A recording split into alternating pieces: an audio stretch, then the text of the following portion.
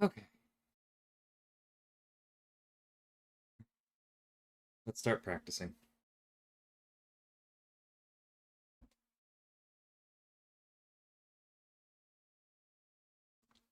Hey, Kevin. Good morning.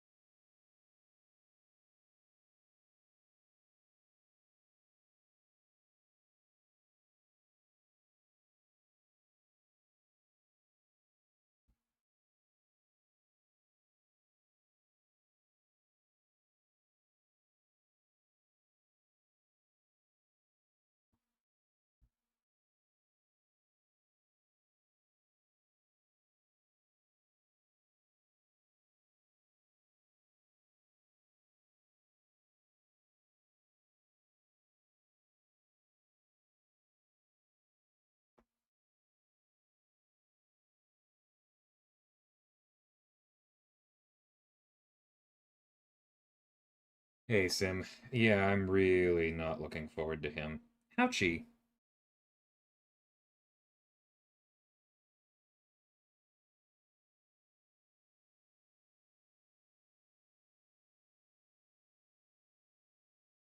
It's...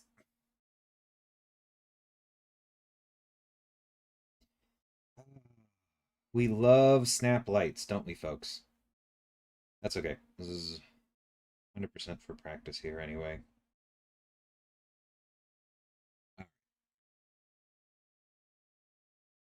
Hey, Batman. Glad they work, Jackson. Even on the stifle trap, Centurion was 2 revives with 2. Nice. Yeah, I am very much hoping he goes better this time with her than he did without. Hey, Sans, Mad Dog. Welcome. I'm doing okay, but I did get both the flu and COVID shots last night, and so if I start feeling bad, I'm gonna drop out and catch y'all later.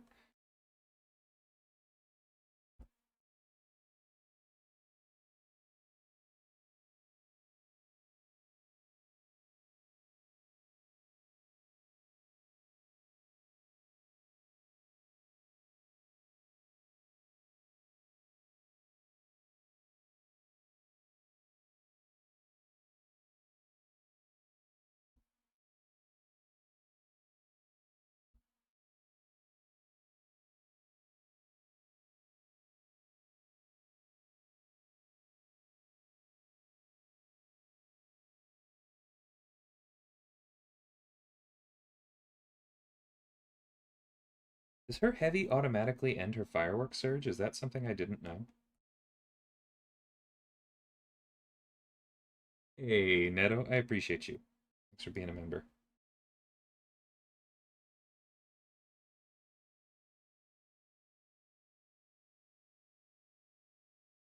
Oh, that's right. You guys aren't getting game volume right now. I turned it off for reasons? Why did I turn it off? There was a reason.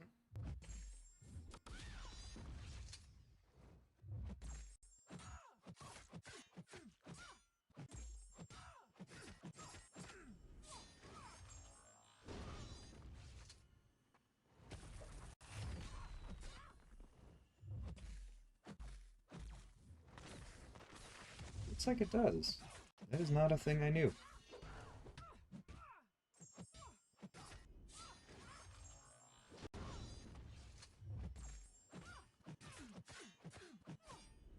Alright, can we get some damage going, please?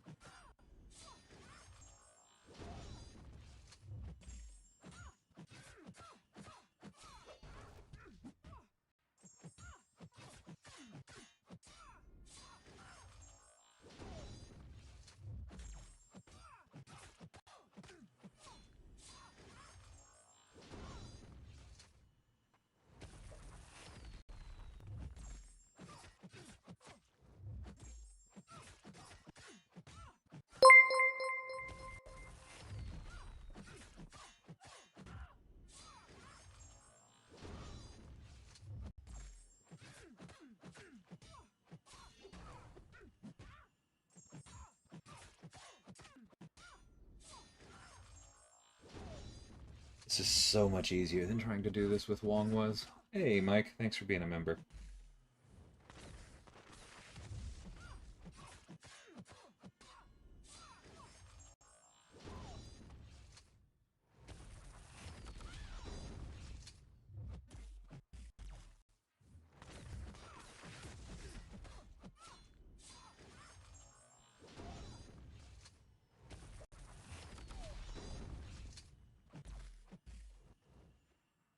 She loves those lights.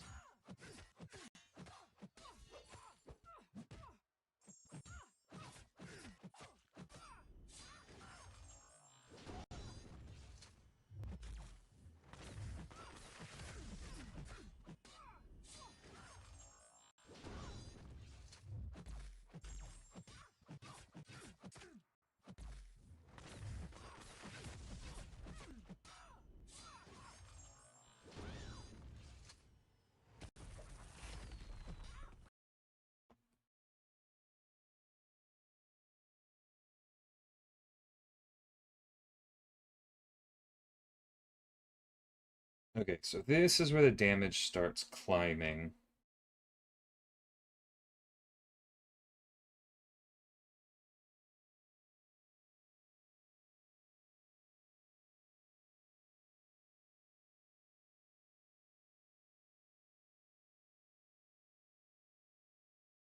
I'm aware, Pie. Because when that happens, I get the good old Windows, hey, something went wrong sounds. And I looked up and died because of it. Good news is, it is easier to fix than it once was. Okay.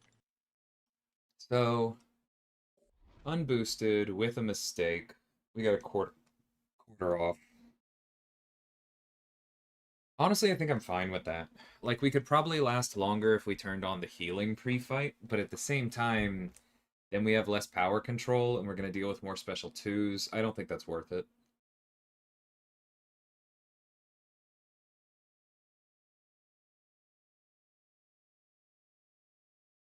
Yeah, I think I'm just going to head for it. Oh, yeah. You know what? I got 30 people here. I haven't started boosting yet.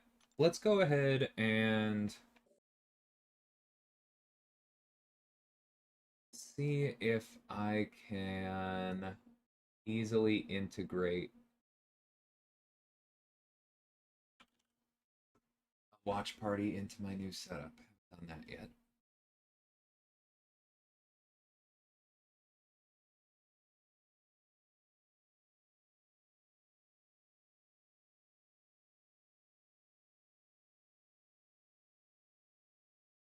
I'm nowhere near tilted or anything now, Roz, but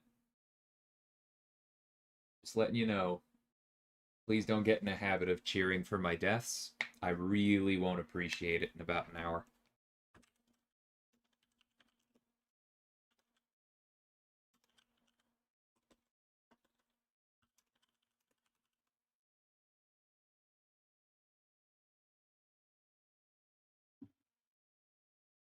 Okay, first things first. Change speakers. There. Now that should go through. No, I don't want YouTube TV.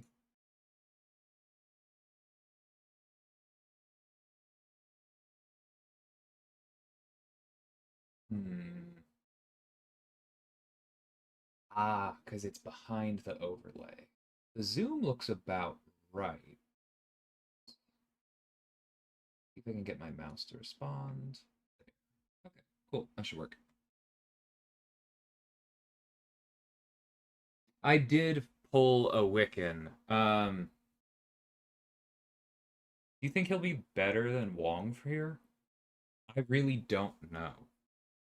I suppose your idea is bring him along anyway, because even if he's not necessarily better than Wong for Gallon, it'll be worth it for the Grandmaster. Certainly gonna think about it.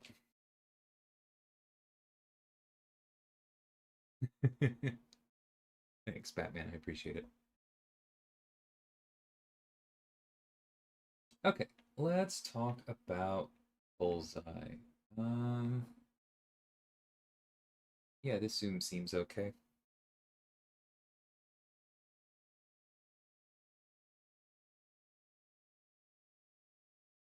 Oh, you know what? I do need to turn. Where is it? It's button on. What is going on, summoners? We're back here today with another champion deep dive. Today, we're Okay, that was one thing. Actually, is he loud enough for you this time? It kind of looks like he is, even if he isn't for me.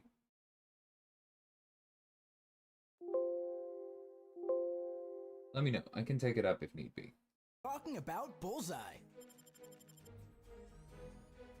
So, sit back and relax, because it's time to get into it. Fine.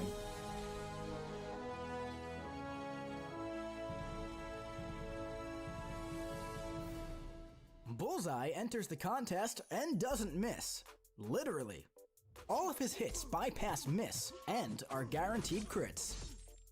Because of this, Bullseye is immune to precision and fatigue effects. Instead, he gains a non-stacking cruelty buff for 8 seconds when this immunity triggers. So, something to keep in mind, just with like how immunities work and all that kind of stuff. I know this is gonna feel weird for fighting neutralized champions, right? But if you imagine, I'm assuming that this is coded such that the cruelty only happens when the buff is prevented by immunity, meaning that if you dex against Rintra with Bullseye, you'll trigger a single power gain, because remember, ability accuracy is rolled before immunity. The dex buff will fail, Rintra will gain a power gain, but then Bullseye will not try to gain the cruelty, and so it will only be 1 power gain. Something to just keep in mind. So, this is a lot of text. Thing to keep in mind is basics is medium, light, medium. And then a bunch in the specials is what you need to take away from this. That is very good information, Stig. I appreciate that. I do realize that this is blocking the chat. Can I move it a little bit? 1 second.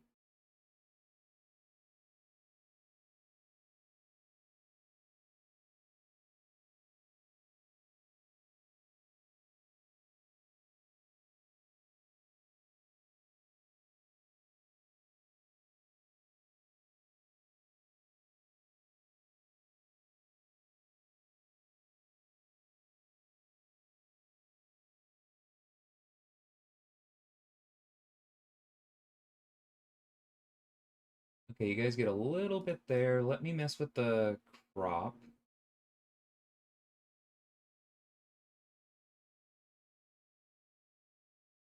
make it a little bit bigger. Okay. May not be perfect, but hopefully that works well and y'all can still see the chat. Okay. Will Sauron reduce bleed damage from blade attacks? Sauron does reduce bleed effects, right? Not just debuffs. I promise not to pause and check Aunt May for everything, but since I haven't restarted, I am right now. Yep, 95% less damage from bleed effects. Sauron will work for that. Thanks, J-Will. Alright, let's keep going. Now, Bullseye's blade attacks inflict instant bleeds, dealing direct damage. These are also inflicted when any attack would be avoided with a dexterity mastery or an evade. His instant sorry about that. But there's your answer from earlier. It is when Bullseye's opponent evades, right? Or dexes. It's difficult. You need to answer the bleed.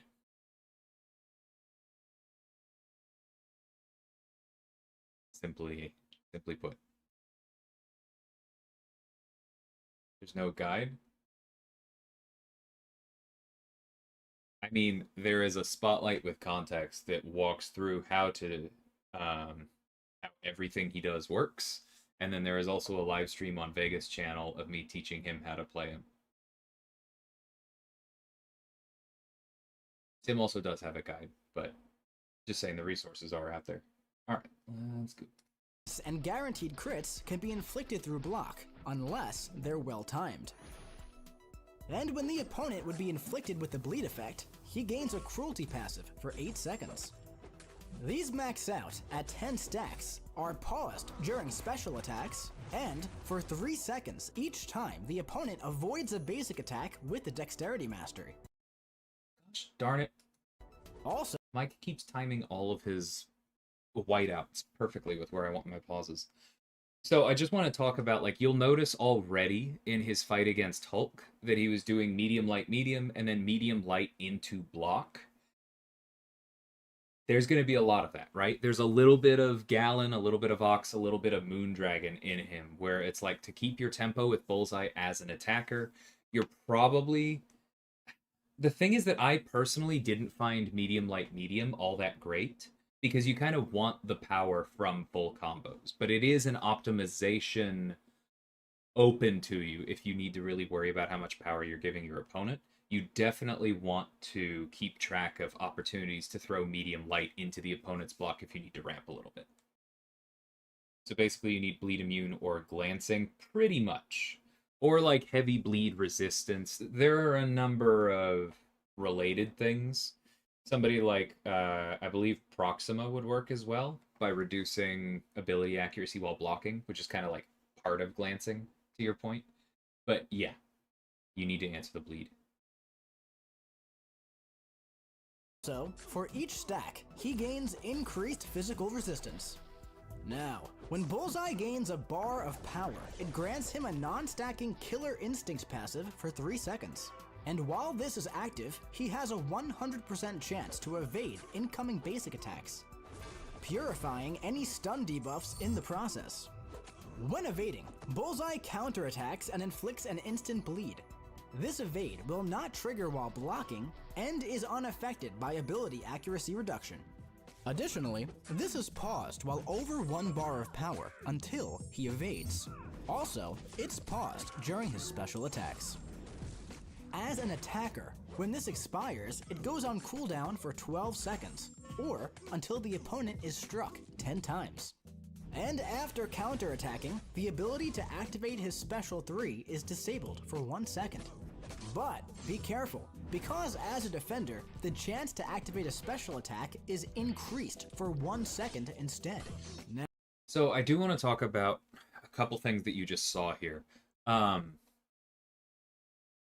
So his evade is a counterattack evade, right? It includes a hit event. You don't actually need to follow up the evade with a medium to land the special right after, which is generally what you want to do, right? It makes it a little bit safer though, because it is possible to activate your special attack before the counter evade, before the counter attack lands, and therefore cancel out of your counter attack and allow your opponent to block. That's something to very much keep in mind, right? Because you don't have to use the medium if it's going to mess with your if it's going to mess with your power or something, but you have to be aware that you can cancel out of the hit evade. The same way this can happen for the AI. And so you probably are going to run into some situation with a defending Bullseye where you're like, wait, I thought I could block a special after his evade. Why was I unable to there? And the reason is that because what's the thing? The reason is because the AI will have the same problem. Sometimes the AI will wait for the counter attack to actually hit you and then throw the special, and you will not be able to block that. You are going to eat the whole thing. And sometimes the AI will throw the special just a little bit too quickly before the counter attack lands, and you will be able to block it. For safety, assume you won't. Bullseye is making me wish Magic was a 6-star. Wow. You mean a character that is in a class completely unrelated to Mystic, having any threat in their specials is making you want to reach for the most overpowered power control champion? Gee, I wonder. Maybe that's why she's not a 6-star. I'm sorry to be sarcastic, but like, yeah, that's a very good illustration of why Magic is problematic. Your instinct makes sense. Will Storm counter his evade like she does with Kate and Atuma? Yes.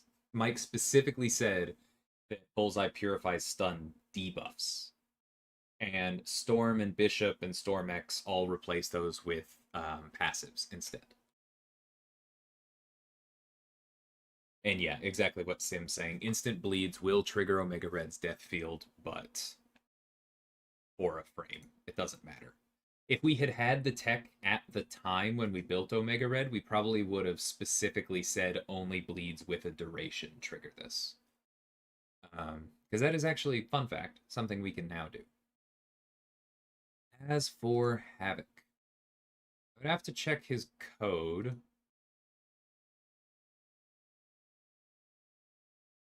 But it does say if made to bleed. I would hope that includes passives.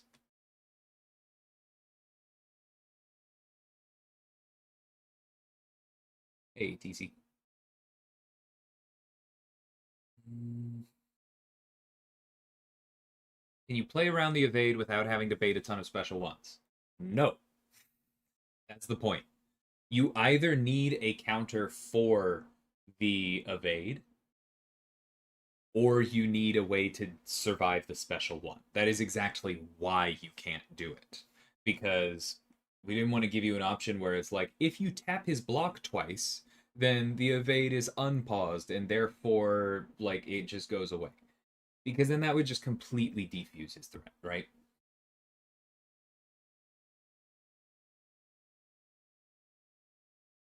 Uh, that's probably a little bit much to go into here, Divyanch.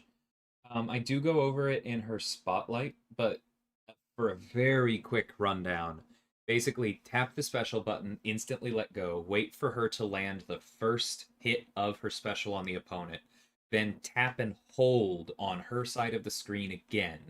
It will slow down, and when she's about to release, there's a flash on the screen, release then, and you get the perfect release.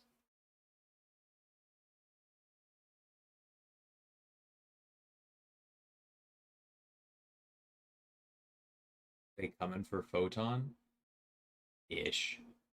Bullseye dies to her specials just fine. And yeah. He has a couple things that are against her, but like, y'all need to be a lot more careful about declaring hard counters.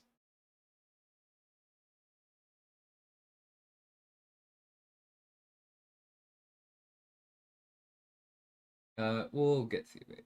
Now, let's check out his special attacks. On activation of his special 1, he gains a true accuracy passive for 15 seconds. Also, the final hit inflicts 2 additional instant bleeds. With the special 2, on activation, he gains a 25% potency impact passive and inflicts a 50% bleed vulnerability passive. Both of these effects are non-stacking and last for 30 seconds. Also, the final hit inflicts a stun passive for 1.5 seconds. So a reminder, impact is block pen, right? Danny's the only other one with it. It's basically that half of pierce without messing with armor.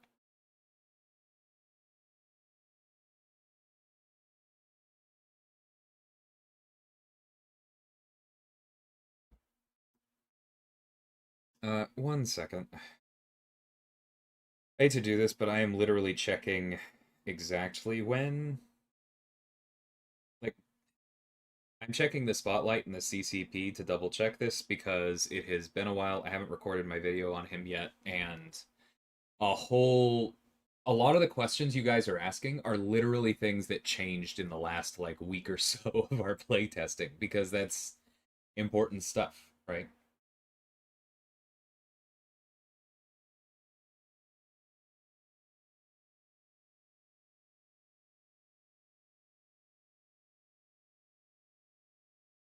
Yeah, if it says Killer Instinct and its effects are not affected by ability accuracy reduction, then slow will not stop the evade, because slow counters evade via ability accuracy reduction.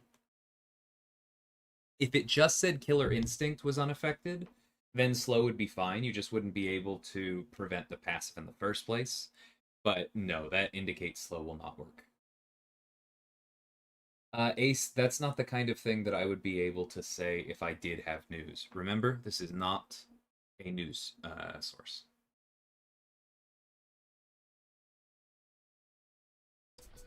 Now, activating a special 1 or 2 immediately after a counterattack makes the first hit passively unblockable and grants a Fury passive for 6 seconds. See, this is a really good example. I literally forgot that that was added. The unblockable part is so that you can't block the AI. It does mean that there are going, like my whole spiel earlier about depending on timing, it does mean that if you can block unblockable attacks, then there probably are going to be times where you can get your block up in time and times when you can't. So watch that. But that's a good example because I literally forgot that that was added. So no Falcon? Yeah, and you're basically getting at why the evade itself is also immune to ability accuracy reduction, right? Because otherwise a lot of his better counters would be skill champs, and that's not what you want in a skill defender.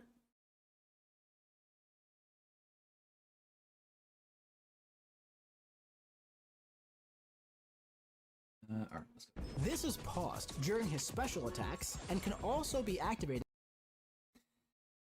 Honestly, TC, why does it matter? How on earth are you gonna get to terminal velocity with Quicksilver to find out? But yeah, this Fury passive is very important, right? By intercepting the opponent with any special attack hit. Also, special attack hits landed against an invisible, phasing, or untouchable opponent grant no power. Additionally, during either special attack, pressing the block input after the first hit slows down time, and releasing it precisely when the final projectile is thrown grants a perfect release bonus. Doing so grants an indefinite dialed-in passive, increasing the potency of his personal cruelty passives and refreshing all active stacks. So that's really important right there. The refreshing all active stacks part. This means you don't have to re-ramp, right? Because if it just increased the potency of cruelties and didn't refresh them, then all your cruelties would still be what they were, and you would have to re-earn them past max stacks to get new ones with the higher potency. Because it refreshes, all of them are instantly stronger. So you really want to chase dialed in for bigger crits. Now, if you don't want to slow down time, you can hold the power button and release it at the precise moment to gain dialed in this way.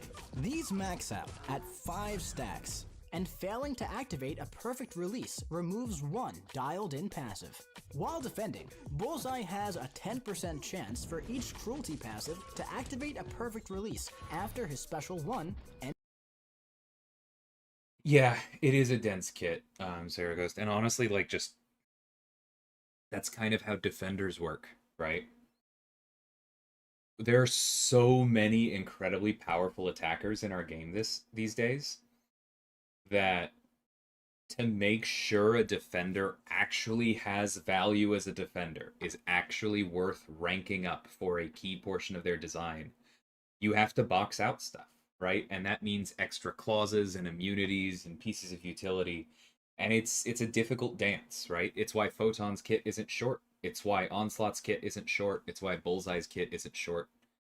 And so I feel ya. But I will say, on offense, the sequence against Kate, that's the core of the gameplay.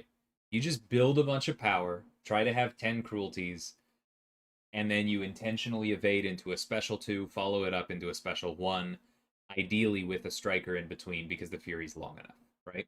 Special 2 striker, special 1 after an evade is all of Bullseye's cash out. The only thing for longer fights is figuring out how many times you have to do that.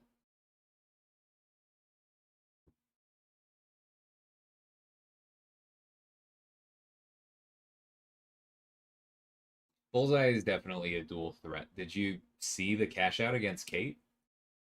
The thing is to remember, like, it's very, very difficult to make a pure defender with no offensive value. And for anyone who wants to start throwing shade at Kindred, he does have offensive value, right? The only things that people can complain about with him are damage. There's significant utility, and it's very, very difficult for Kindred to die. Hey, right. And so that translates to him on offense, right? Photon's immunities and things that make her interesting on defense are also some of her strengths on offense. Same with Onslaught, same with Bullseye. And basically, pretty much all defenders, because of this, are going to have a certain amount of utility, right? Guys, don't start naming champions from 3 years ago. I'm not talking about 3 years ago. Pipe down. Modern champions need to make sure that they are just not immediately countered out of the gate, right? And so modern defenders are going to have a certain amount of utility basically baked in. And then it is going to be they either need X amount of damage so that they can kill the attacker quickly, or they need X amount of tank stats so that they can stay alive long enough to be a problem. You need one of the two. And so if you have like a decent floor on utility and either damage or survivability, Kindred's obviously the survivability side, right? Then there's going to be some potential. Bullseye is very much a damage oriented defender, and so it's pretty difficult for him not to be a two-way.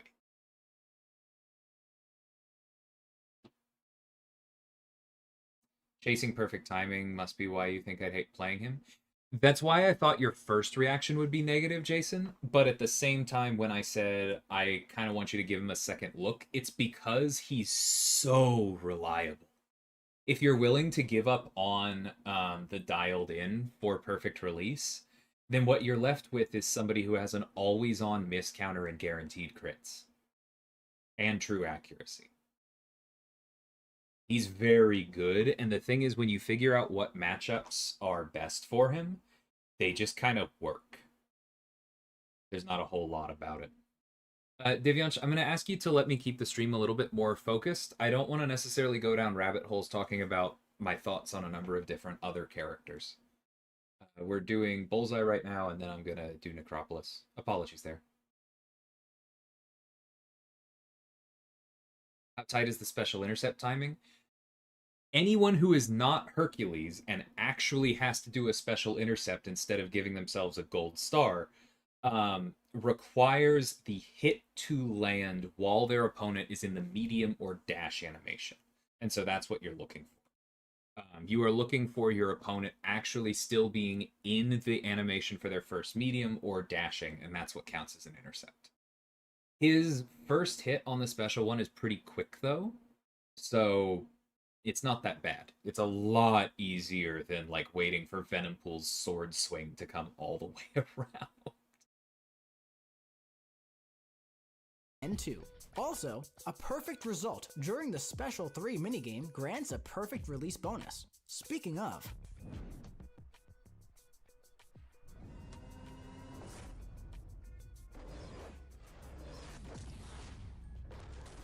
the Special 3.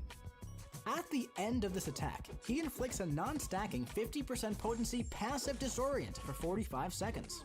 And while this is active, all of his personal cruelty passives are paused.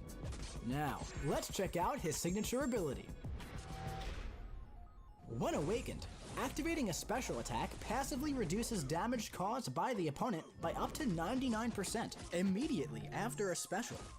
Additionally, when either champion is stunned or struck by a heavy attack, Bullseye has up to a 50% chance to purify 50% of all debuffs, up to a max of 10. But the stun from the parry mastery will not trigger this purify. Now, let's take him out for a spin in the champion rotation. To begin, strike the opponent with your blades to start building your cruelty. This happens through block, so don't be afraid to bully them if they get defensive. Once you cross a bar of power, you'll gain your Killer Instinct passive. You could use this as an easy opening to evade on your way up to Special 3. And once you build enough power, bait a special attack, and then trigger your evade to disable your Special 3 and immediately launch your Special 2. And if you want, tap and hold block to slow down time and release at the right moment to start building your dialed-in passives. From here, rush in while the opponent is stunned and launch your Special 1 to take advantage of your Fury and Bleed vulnerability. And if the opponent isn't already knocked out, just repeat until they are. Because if you had a striker, the Fury would still be active for the striker, and then you'd have just a little bit less damage to get through the special one. Earlier than your Special 2. So, especially if the opponent is immune to bleed, you could evade just under 2 bars and launch your Special 1 to access those big yellow numbers that much faster. And hey, if your Bullseye is awakened, he gains up to a 50% chance to purify half of his debuffs on his heavy attack hits, making him a great candidate to run with the recoil masteries, juicing up those guaranteed crits even further. Thank you for watching this Champion Deep Dive for Bullseye. All right, we'll let the text actually play out. It might be funny, Sora, but that's not really something that we can do these days. It just takes too much out of important new characters.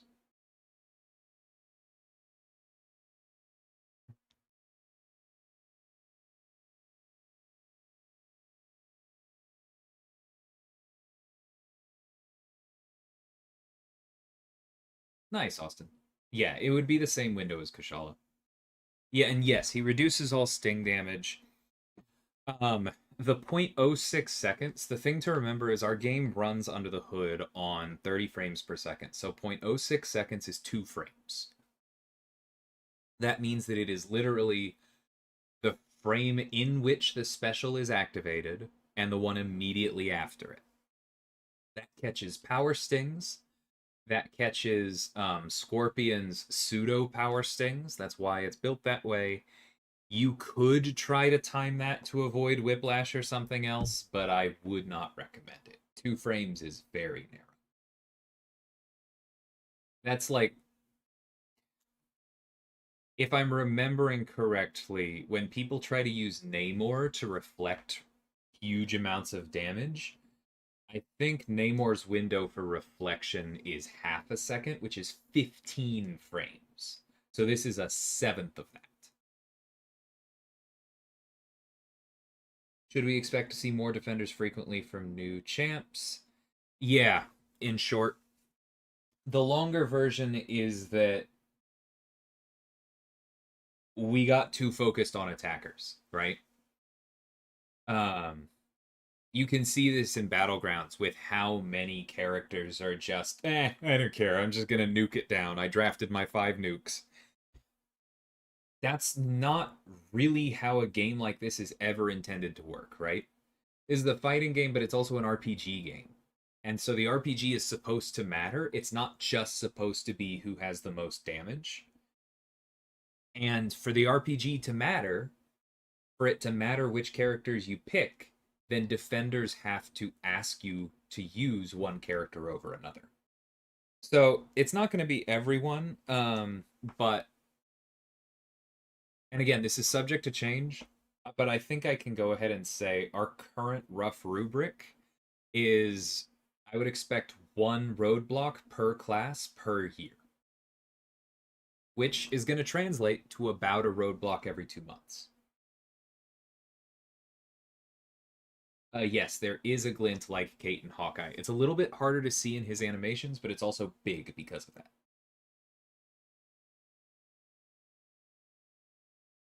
I believe he can purify the stun to evade against Apocalypse because it says those effects are not affected by ability accuracy reduction. Yes.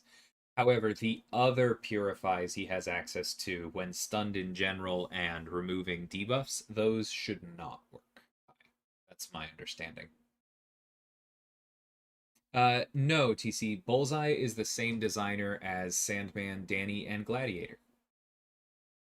Bullseye does not bypass glancing. Glancing is a hard cannot crit. In general, in templating like this, cannot bypass or overcomes always.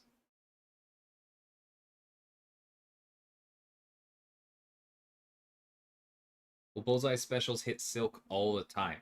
I mean, pretty much. The only way that Bullseye wouldn't hit Silk would be if you threw a special 2 without a hit before it immediately after her evade comes back. Yeah, I would expect more atrophy effects, Joey, for sure. Okay, that was Bullseye. Let's go ahead and turn that off and get back to the big stuff. Actually, 1 second.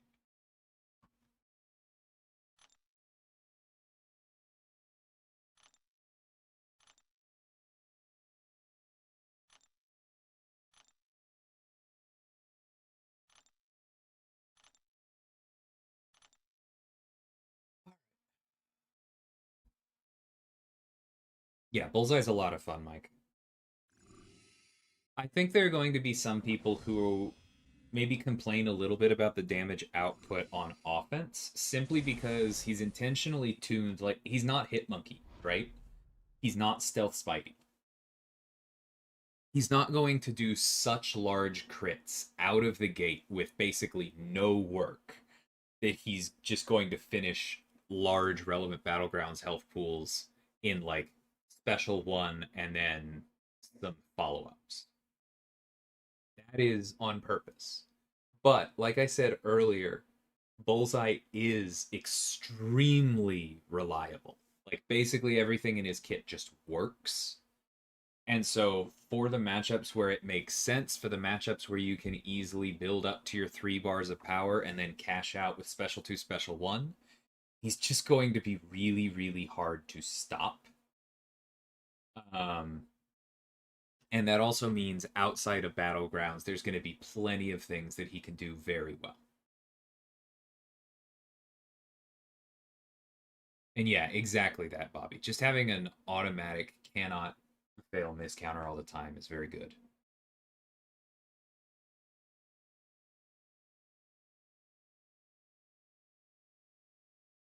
As Bullseye's block proficiency, I don't remember, but I don't think it's bad.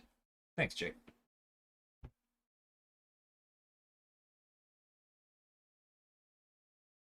You know what? I think I actually agree with Sim, especially because Stig said that Wong versus Gallon was actually a little bit tough.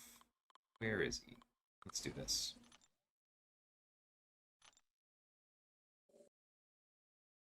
Hey, Highline. Welcome, Don. Yeah, no problem, Trevor.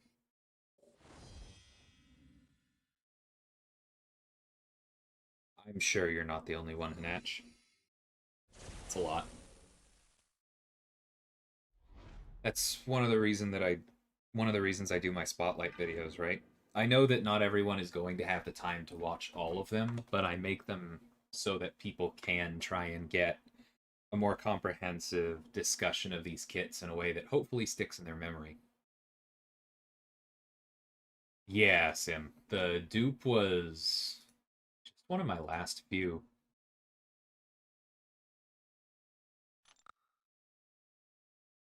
Thanks, Walrus. I appreciate it.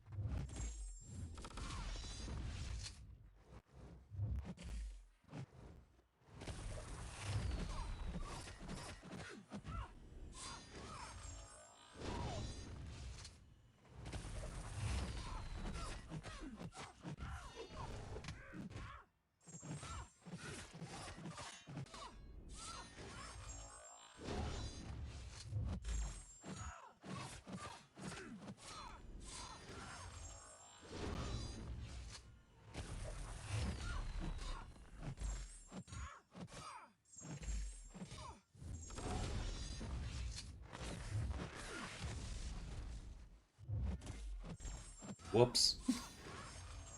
Alright, time to get my combo shields back.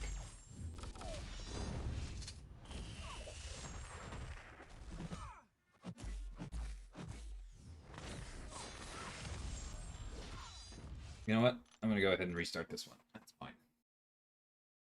Stay focused, DLL.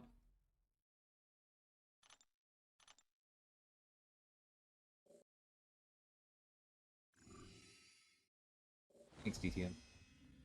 Just completed my second run through Sauron into Surfer. Nice! Most of my in-game time is in Arena and no time to learn. I mean, I actually felt like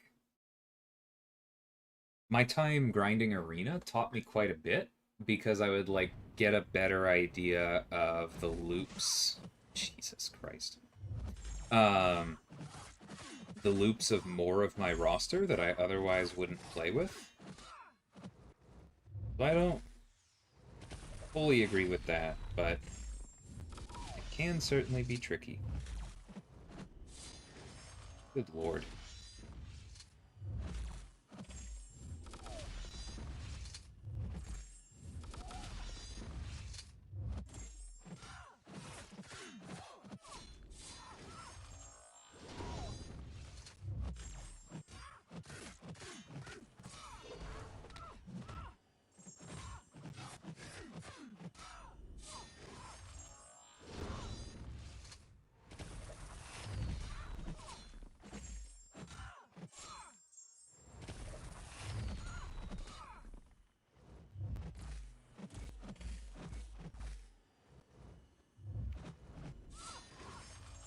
Stupid non-contact annoying bracket varmint.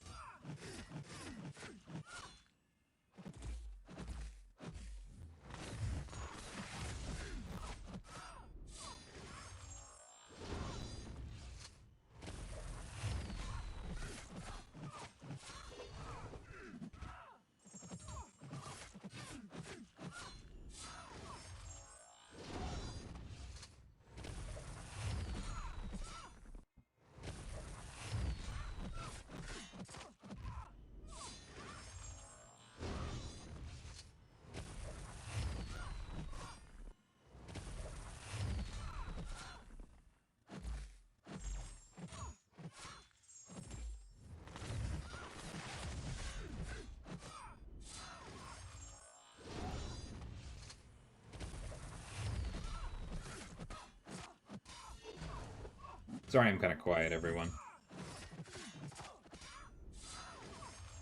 Quite focused.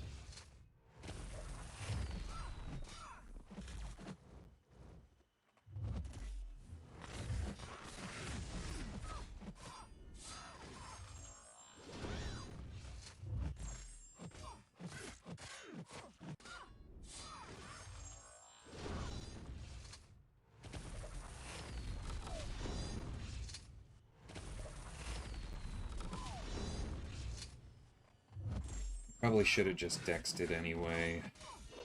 Because I think I die when this expires. Yep. Okay. Good reminder. Been a while since I've done this fight. How much do we take off? A quarter.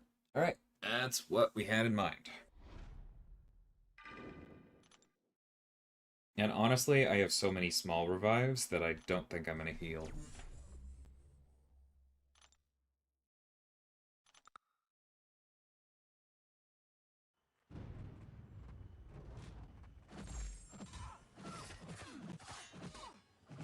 I haven't clipped it yet. No highlight.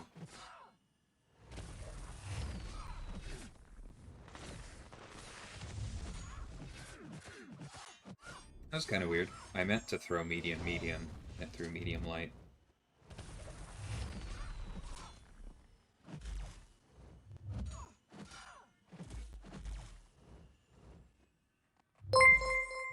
Get some combo shields up. That was a bit lucky.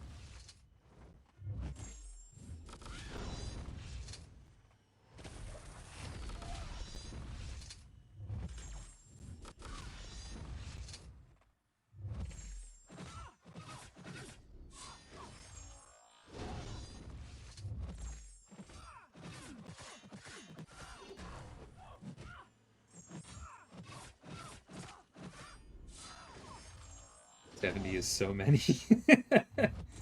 I mean, it's pretty darn good when you consider that, like, I have good counters at good ranks. Or double medium is so annoying. And what's the other thing? Oh yeah, the fact that I have 24,000 units. I don't mind dipping into it.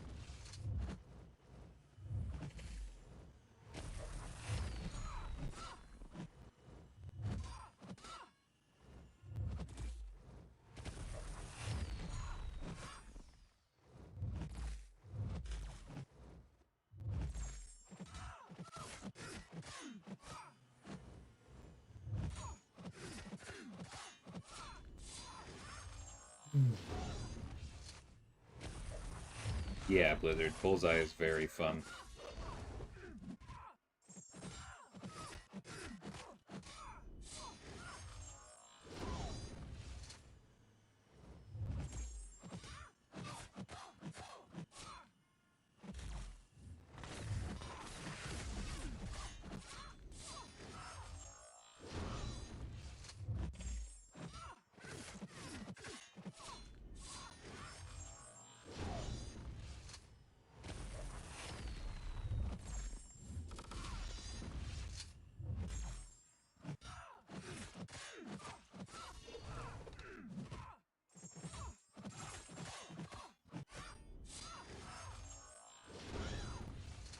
Nice, Joey. That's cool.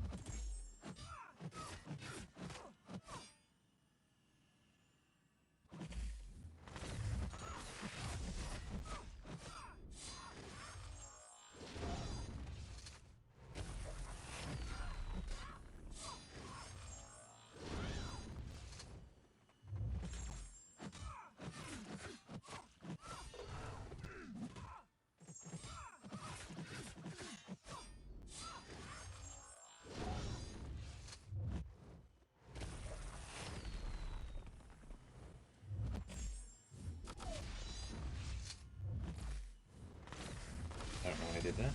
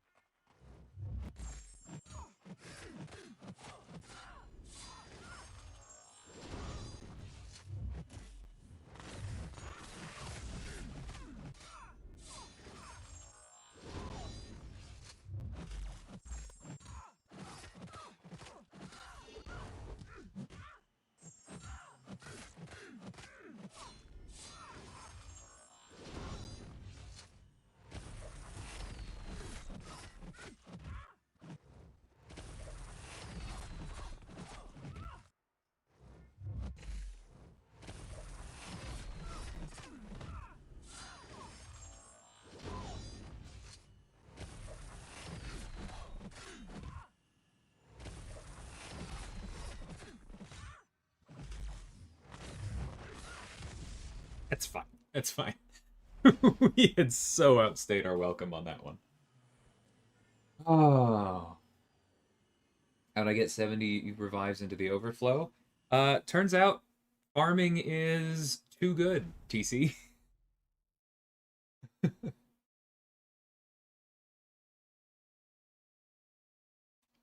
Who's my vote for Summoner's Choice 2024? Black Tarantula. Because I would love for a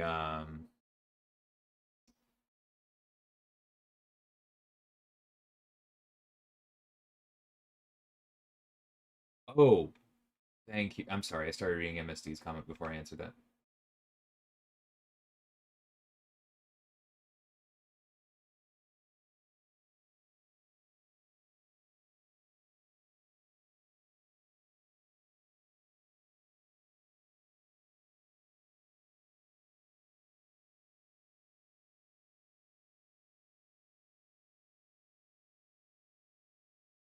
Yes, I know why that is, MSD, and I appreciate it. I need to turn my desktop audio back off because that's how I'm hearing the game sound. And yes, now I need to deactivate and reactivate my game. Okay, hopefully that fixes that stuff. Appreciate it. But yes, I would like Black Tarantula because, speaking purely selfishly, as somebody who is Latino, we have very, very few of those champions in this game. Be nice to have another. Even one that is embarrassingly misspelled as far as his canon name. But is what it is. I'd be happy with most of them, though. We'll do cool stuff one way or the other.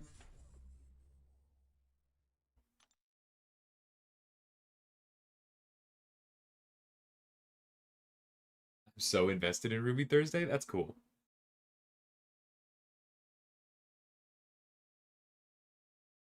Farmers in the Apothecary. I actually should have used the Apothecary more. I did not. I was using 433.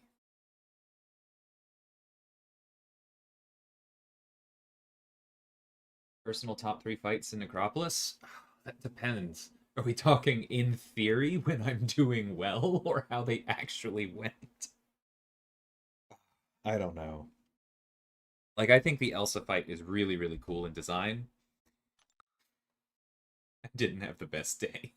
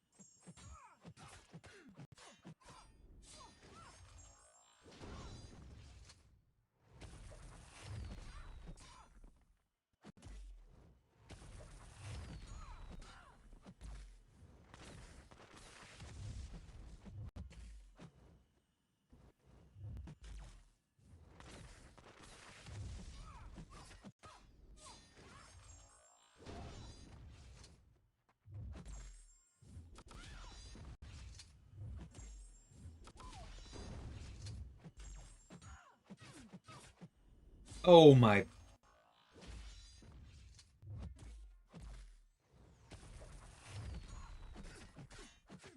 Rude.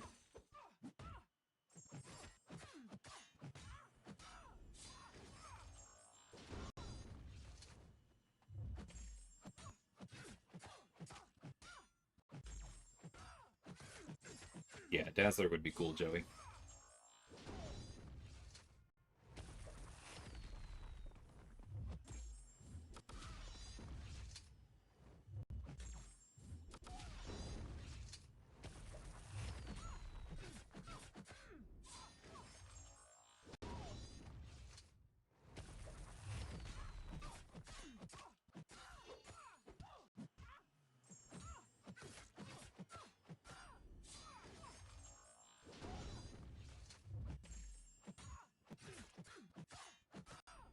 She absolutely does not need it, but can you imagine if Guillotine 2099 had a synergy or something that gave her increased critical rating? The more power the opponent had, kind of like I do.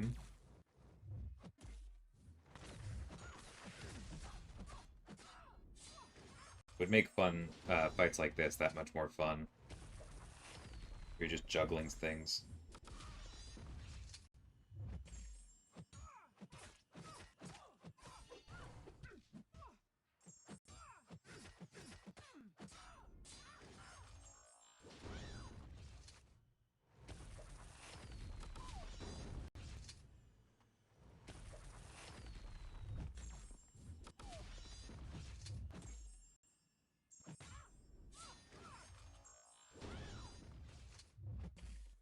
If I had a special one ready, why was I wasting time with the hits? It was stupid.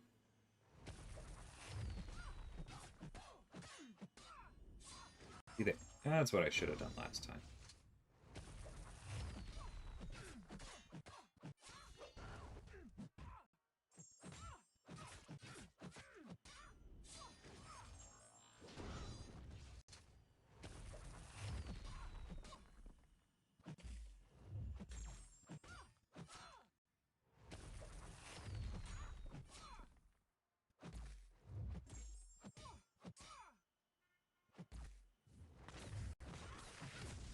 Again, should have been more aggressive. I'm not managing the tempo here. I'm just not super used to her power drain, and that's on me. Something I need to get better at.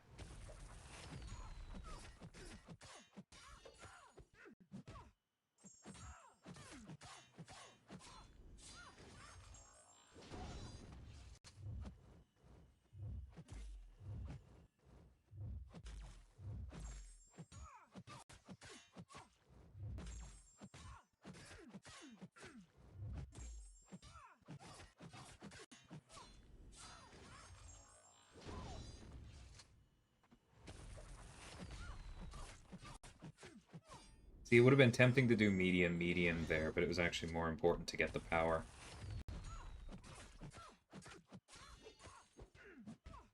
This is me handling it better.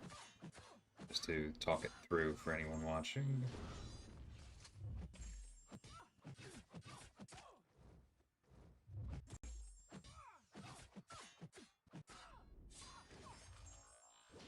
Yeah, this is more efficient here.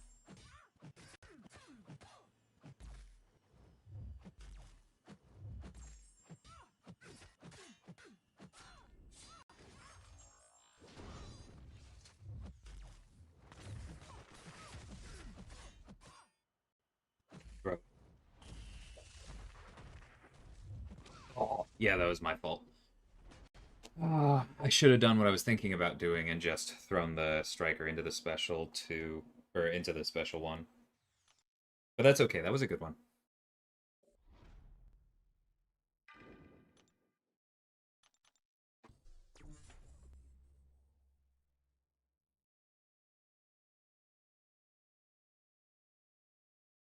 Take care, Jason.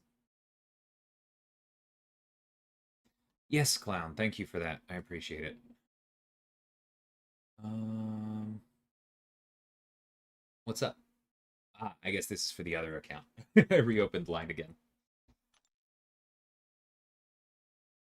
But yeah, before I head back in, what's up? Appreciated my earlier breakdown of reworks and CCP dynamics. Any thoughts on community reaction to Gladiator?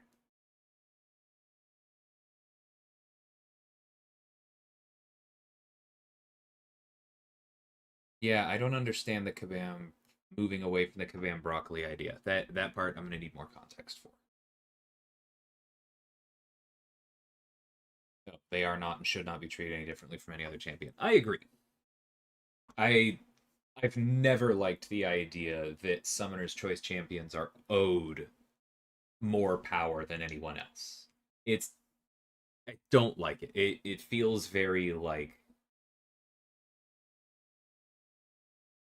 my dad gave me this Lego set and therefore it can beat up your Lego set because it's special. It's not a good approach to game design.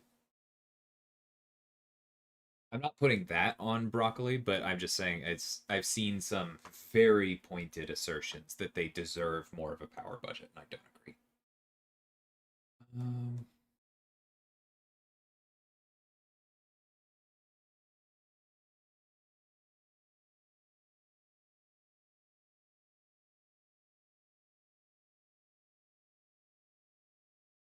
hey now, Carmichael, be reasonable.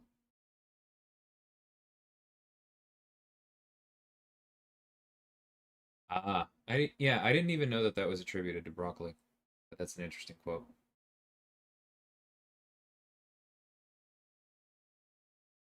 Yes, broccoli did design Herc and Nick and Kitty and Apocalypse.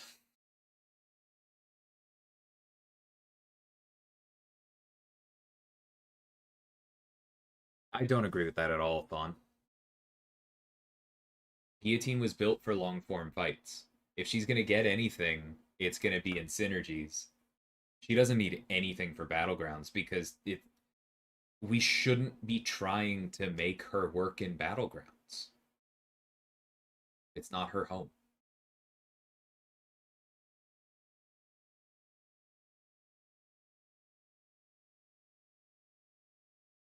You might need to give me some more thoughts on what you mean there, TC.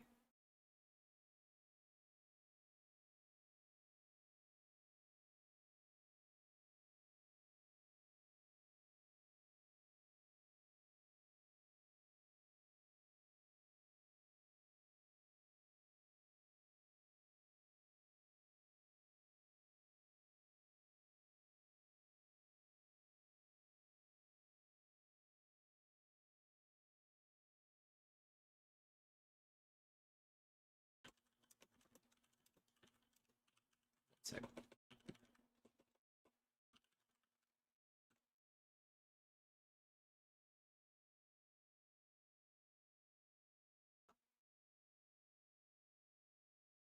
Um, yes, and Guillotine 2099 and Clairvoyant. They worked at Kabam for a while.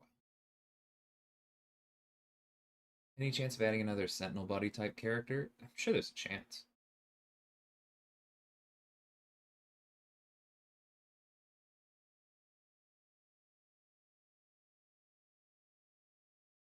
Ah, I see that. I know Wawa was here earlier, but thanks for subscribing.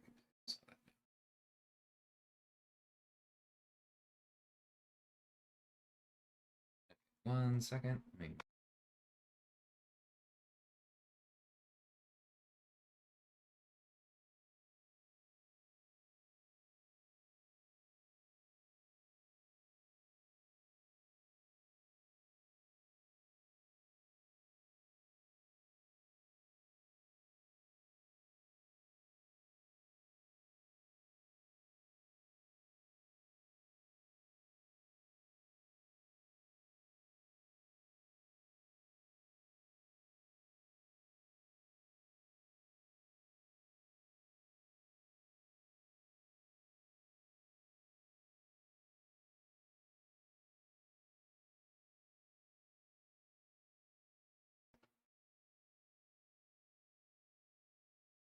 Whoops. So I want to address your comment there, Andres. I'm not saying Summoners champs don't deserve to be competitive. I'm not saying any champions don't deserve to be competitive. I'm saying Summoners choice champs do not deserve extra power budget. And like, if you're saying they deserve to just have a place in the contest, that's absolutely true, right? If the data shows Gladiator doesn't have a place in the contest, then we'll buff him. Obviously. Quicksilver has a place in the contest. What you are not entitled to say is that Summoner's Choice champions should be able to go toe to toe with broken characters like Quake, like Magic, like Hercules, like Nick Fury, just because they're Summoner's Choice champions. We're not going to undo the hard work we've done in making the game more balanced just because people voted. They're built up to be good. They're not built up to be superior. And that is a hill I'm very much going to stand on.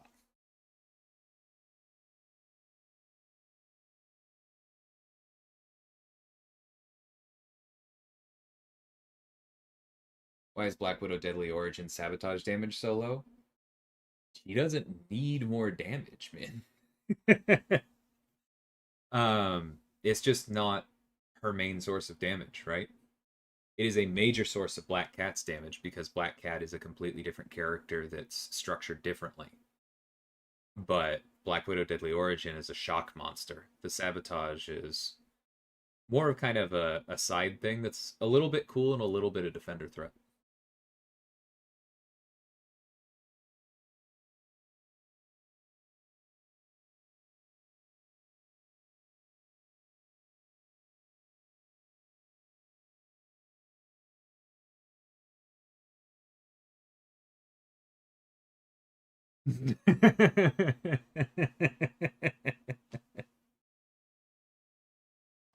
Hey man, I want to ship a group buff too.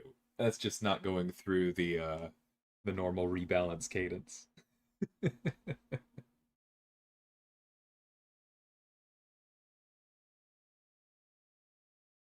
I know Slay personally wouldn't mind this, but my reaction to his joke comment there is instructions unclear. Herc now nerfed to be worse than Gladiator.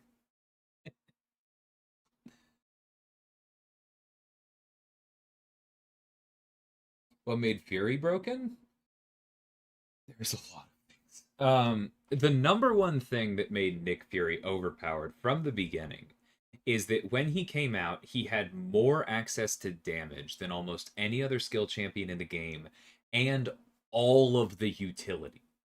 Like, if you go back and look at what he had when he came out and compare it to the unbuffed versions of other skill champions that were in the game, Broccoli basically gave him every single piece of utility that could even conceivably fit in the skill class.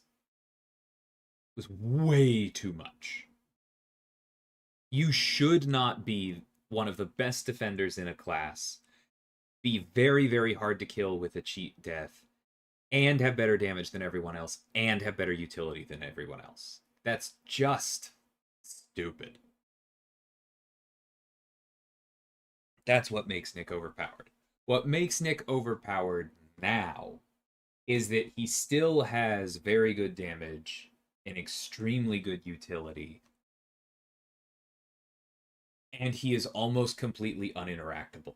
The vast majority of his kit is built in a way to just completely ignore the RPG landscape with other champions and ability accuracy, and it's really, really annoying. Like, if you want to stop somebody from building up Nick's tactical charges, you have to either give them broad ability accuracy, like defensive ability accuracy reduction, period, which is very strong, or you have to, like, specifically say reduces tactical charges, which is just, when you're trying to design things cleanly for 270 characters, throwing a line like that in to just single out one just makes my skin crawl.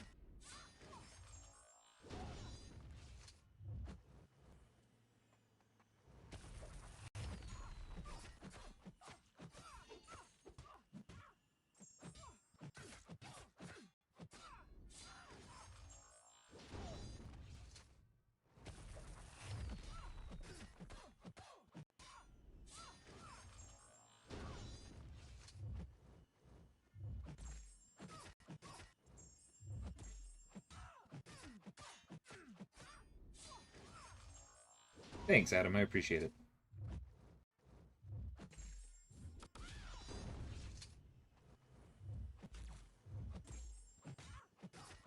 Okay, if you're not going to throw specials,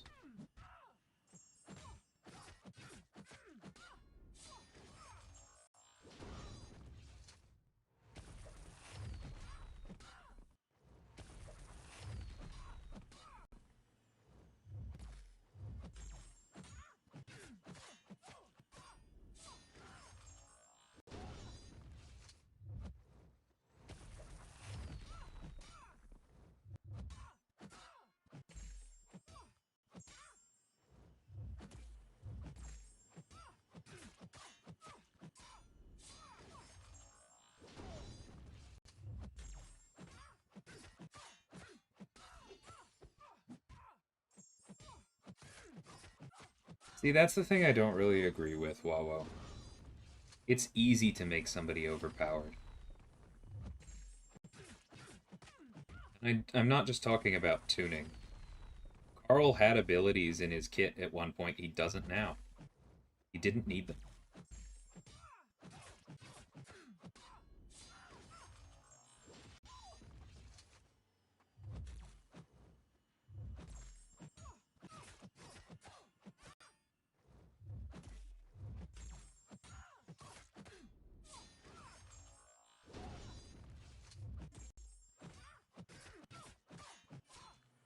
It's not an achievement to make something overpowered. It's an achievement to make something interesting that's appropriately powered.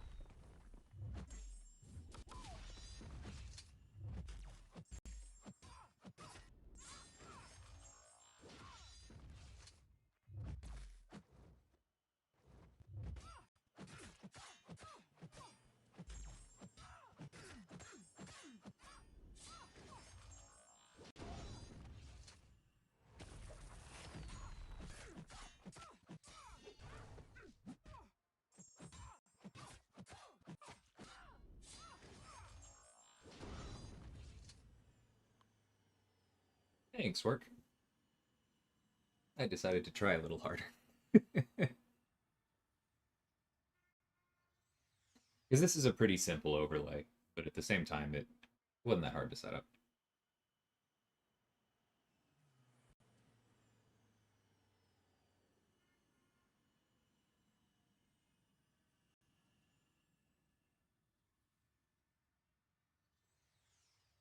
The Summoner's Choice Champion is designed to strengthen the community.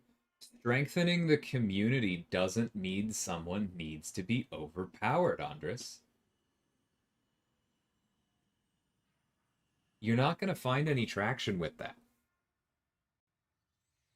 No one is owed being overpowered. Overpowered. Excuse me. You can tell I'm starting to fall a little bit. Vaccines are maybe getting to me.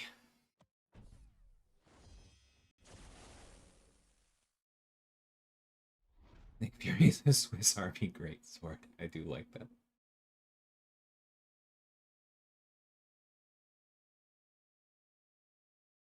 See, the thing is, Slay, I used to think it would be pretty funny to like show the first draft of a character or an early draft when they are just objectively overpowered. But I don't anymore. Not after Sandman, not after Red Guardian. I just don't think it would be funny. Um, because people would probably go, okay, I accept that Absorbing Man having 90% physical and energy resistance is too much. But now that I have accepted that, and you can tell that I am clearly a reasonable person, let's nickel and dime about every single other thing that you cut because he's probably would be too strong with like 80% of it. See, only 80%. I'm super reasonable. I'm not saying that's any of y'all in the chat, but there's so many of those in the community. It's not worth it. It's not worth it. Sure, they should be meta relevant, Carmichael. Again, Quicksilver is meta relevant. A lot of people don't like Quicksilver. High work. A lot of people don't enjoy using Quicksilver. Quicksilver is not the fastest attacker in Battlegrounds. Quicksilver is incredibly meta relevant. He's helpful. He's like an appropriate power level. And I'm not saying that there's no chance Gladiator gets stronger. I'm just saying that if Gladiator gets stronger, it's because he needs to get stronger, period. Not because he deserves more for being a Summoner's Choice champion. That's all.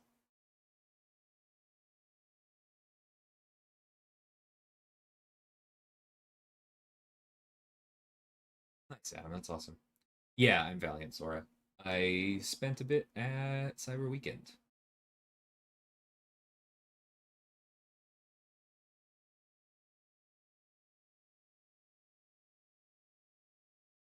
Black Widow Clairvoyant is an interesting one because, like, in terms of damage, sure, she's not overpowered, but she ate too much design space. Her regen is very difficult to work around. Her damage in Hellfire ignores weaknesses, so she gets around a lot of things that other characters don't. And buff immunity is bluntly too good. Like, she is to buffs what magic is to power. And power is more relevant than buffs, don't get me wrong. So I'm not saying that she's as strong as magic. But she eats too much design space.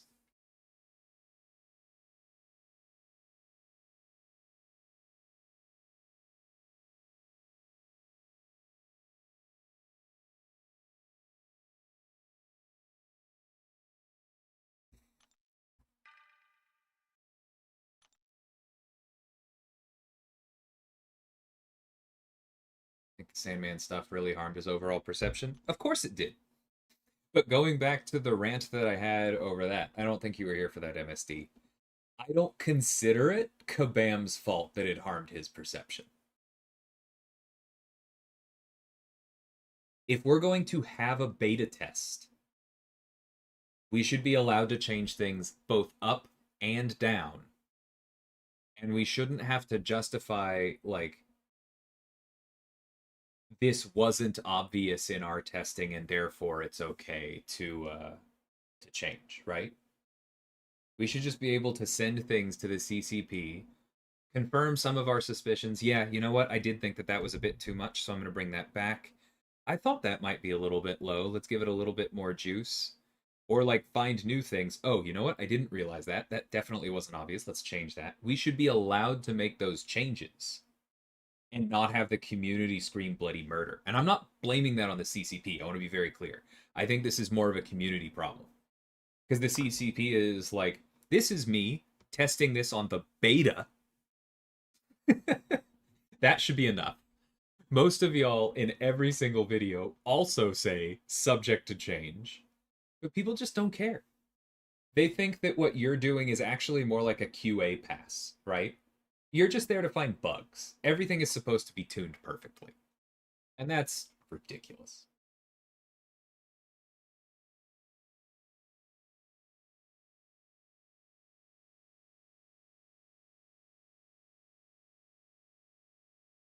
Yeah, I also love Quicksilver MSD. Sorry, work. I've fully gone into that camp. I got used to him, and he's so good.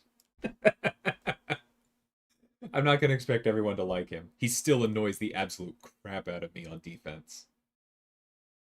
But I unironically enjoy him now.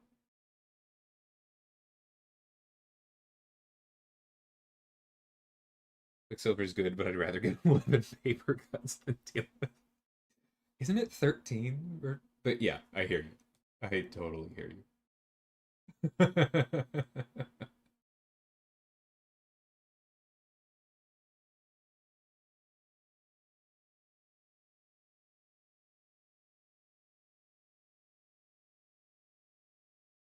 don't even know how to respond to your comment, Thon, other than to just say, like, I feel like you're proving why top 5 lists are so unhelpful. Thank you very much, Young Money, for subscribing. I need to move around my setup so I see that more clearly when I'm doing this stuff. Um,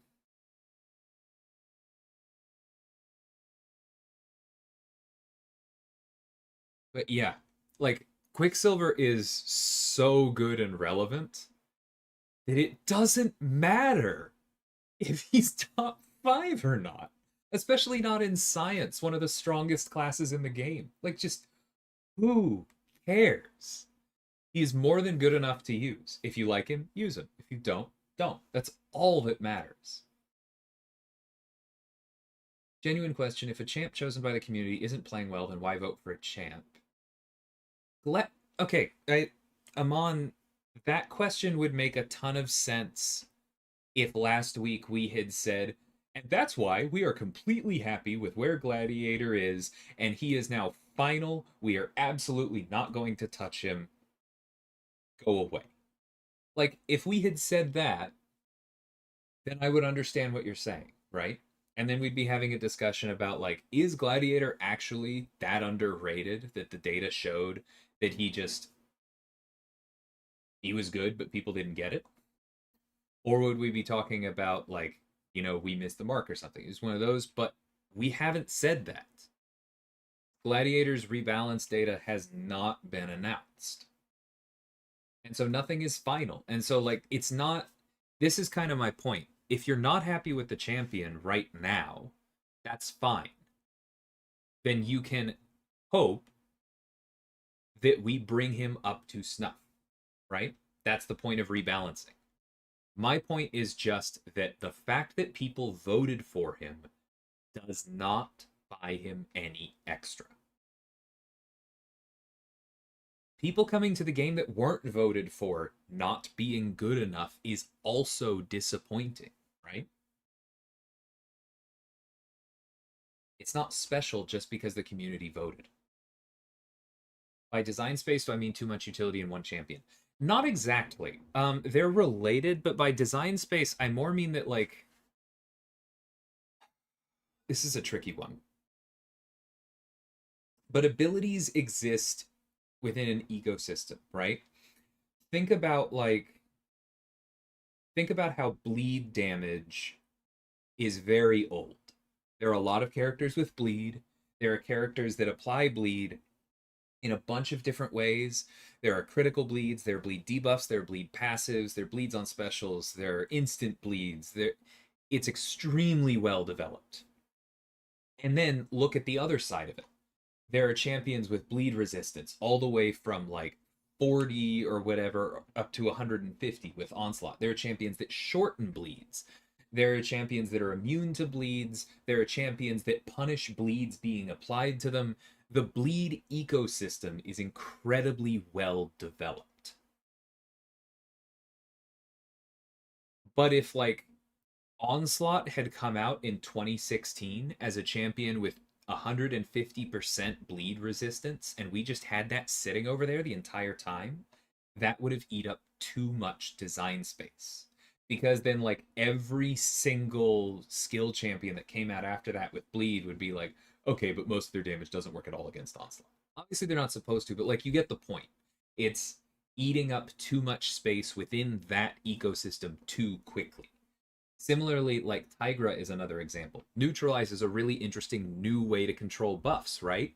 Except the first character to ever get it has 100% uptime on a 100% potency effect.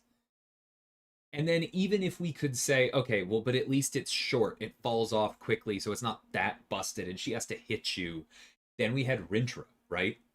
Way too much design space. That's what I mean by Black Widow Clairvoyant eating up too much design space, is that within the ecosystem of buffs and buff control, she just did too much, too absolutely, too easily, too soon. That's what I mean.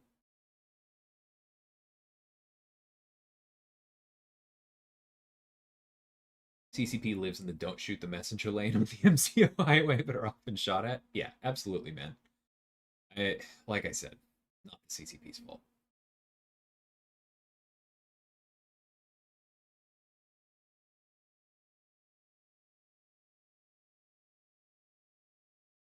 I understand that you're saying you don't want Gladiator to be equal to Hercules Andres. What I'm saying is that there's a very large swath of the community that says they don't want that. But then they say the Summoner's Choice should get extra. And that's what they mean, even if they don't realize it themselves. Because they say, like, oh, he should be up there. Like,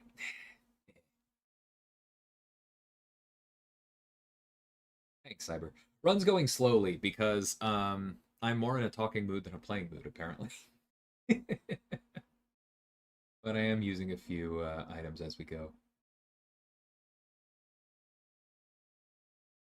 Maybe the answer is obvious, but why is the community so crazy about balance changes versus other RPG games? It is the collecting aspect, it is the monetary aspect. There are other games with money involved that have better balance changes than we do.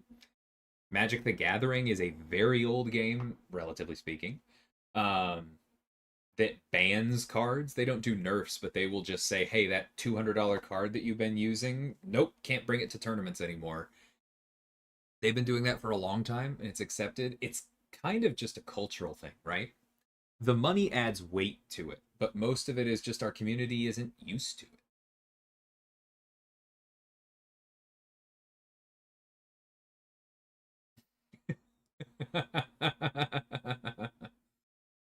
Oh, I forget the hallways. Thanks for subscribing, Andy. I was curious why Slay got timed out, and that makes sense.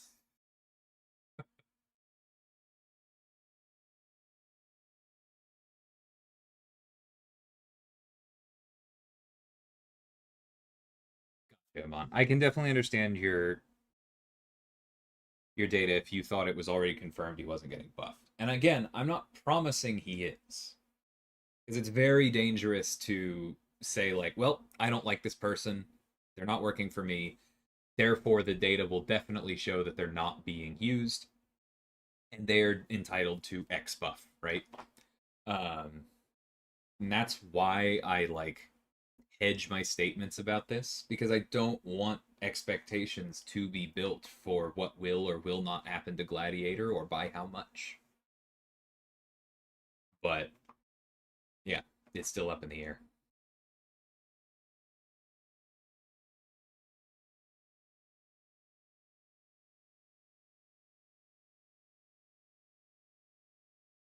Game of War. Oh my god, I remember the Kate Upton ads. I haven't thought about that in a very long time. That's funny.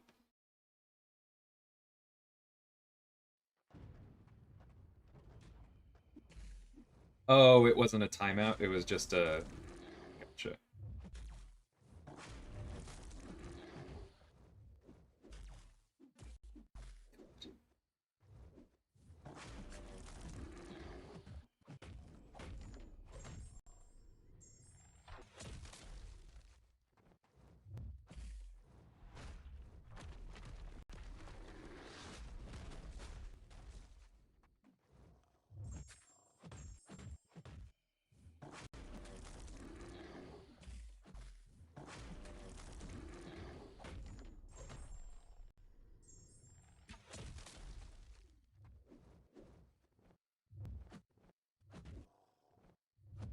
My god. Are you serious?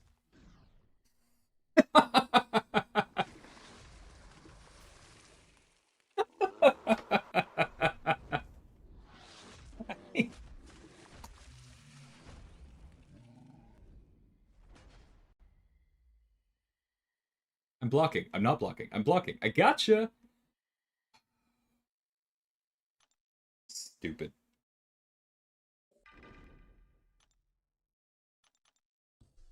Hey, Star.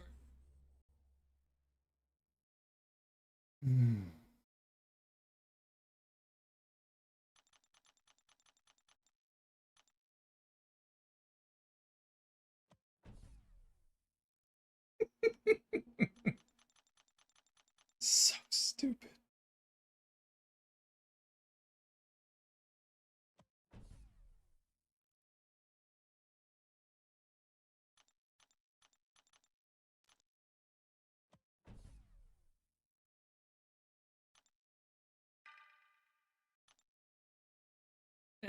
Speak to it, MSD. I don't actually think it would be that unspeakable. Community is always upset about things, and a whole lot of engaged players have been saying for a long time now that we should have more freedom to rebalance things.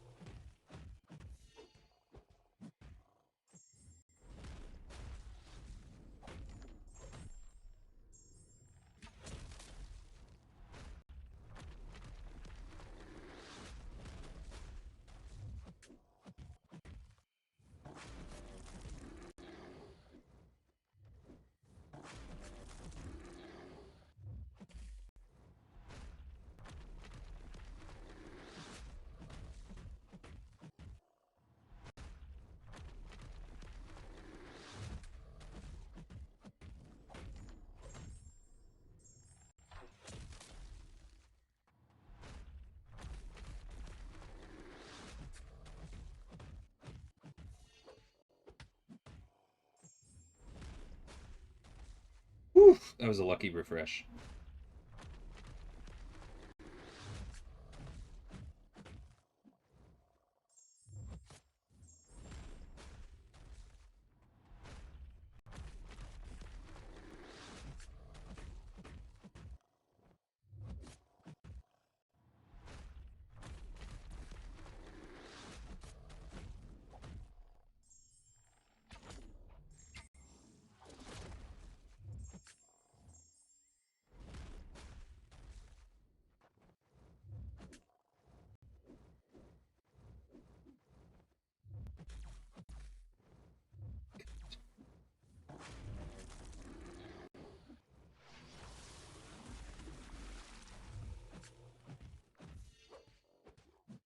This guy. Really grinding my gears.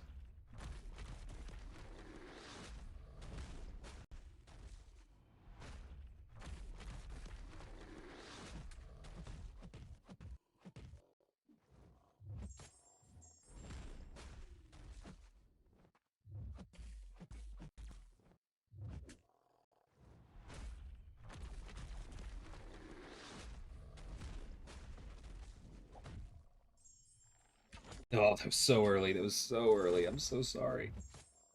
Sorry, Katie.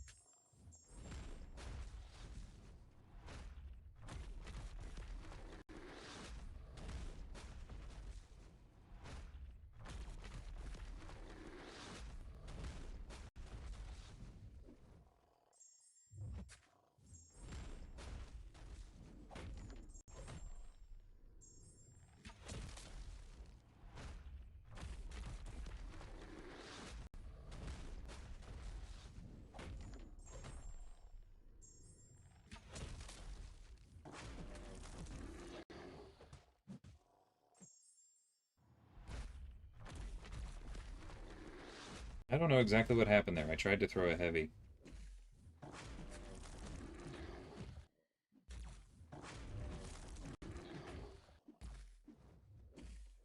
Oh, don't do that.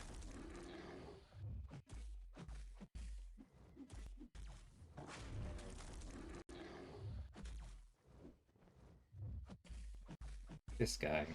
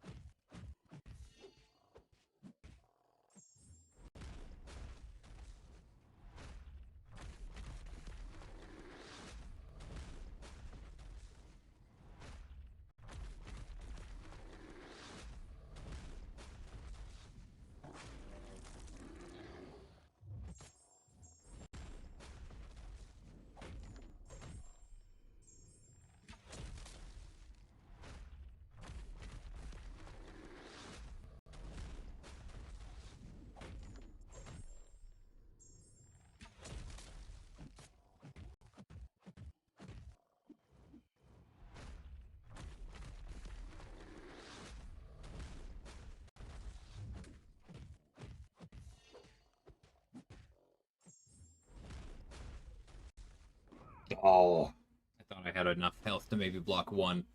That's okay. I really worked the last half of those charges. I know I'm too late now, but I appreciate you stopping at work.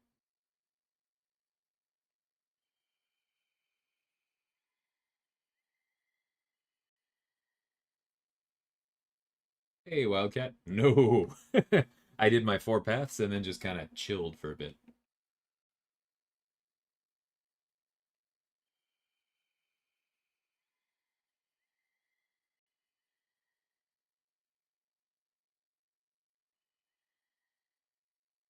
Yeah, 6 stars were just around too long.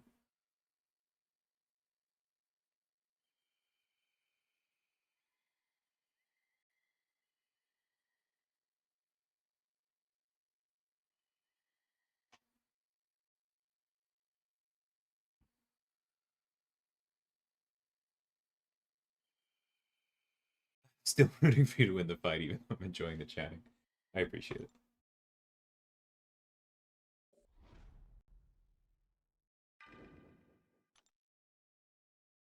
Okay. The question is, yeah, I can go another hour.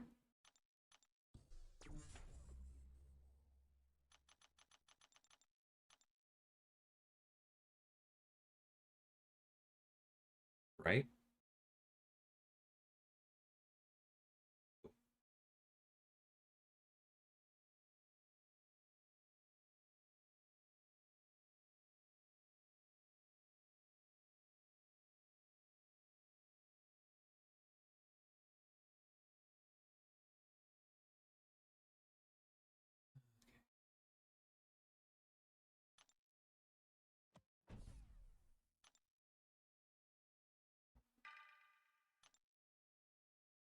Me.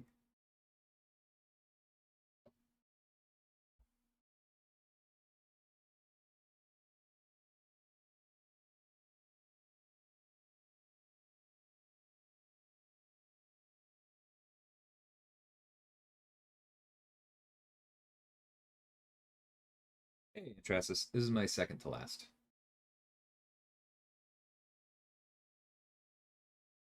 How much design space does Kate having a passive cold snap take up? Definitely a fair bit, right? I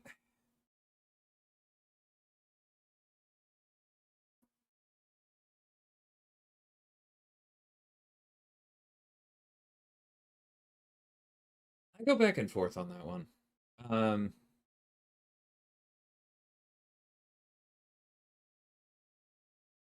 so let me walk through a couple different things here. The reason that passives are less interactable and therefore more powerful is primarily because they can't be purified, right? If you look through the rest of the skill class, the same thing is true for instant damage, right? So you have like Atuma's offensive thorns. Um, you have, what am I thinking?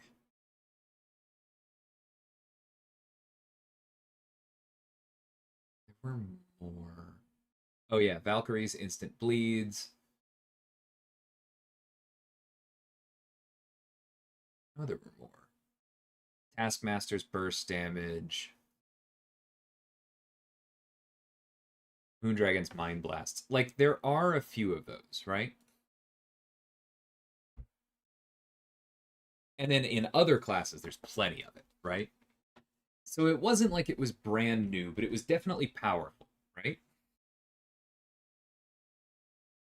And we knew that. The goal was that we didn't want you to go to the trouble of getting perfect release and then having it be taken away anyway. And so that's why they're passive. There was a draft of her where originally the non-perfect one was a was a debuff, and then the perfect release one was a passive. That clouded the HUD really badly, so we dropped that. It's definitely arguable that the damage from it maybe shouldn't have been as high given that it is passive. Again, like if we had regular balance changes, I'm not saying that Kate wouldn't get touched in a couple areas. I don't think that it was incorrect that she was left as she was when her balance data came around. She was hitting her goals. Nothing surprised us, and we hadn't had a giant piece of incredibly competitive content that rooted you on specials and made heavy punishes easy, and had a lot of its threats tied to debuffs come out yet, which was relevant.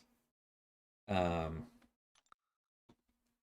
so yeah, I think Kate's balance verdict was correctly decided, but that is not to say that nothing would happen if she were subject to things now.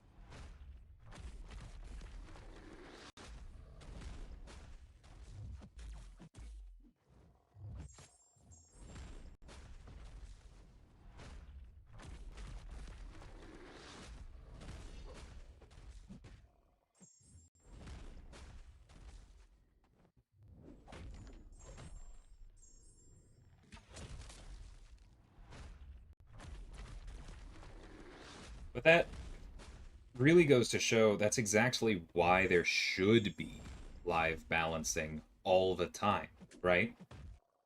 Because even if a character is balanced 3 or 6 months after their release,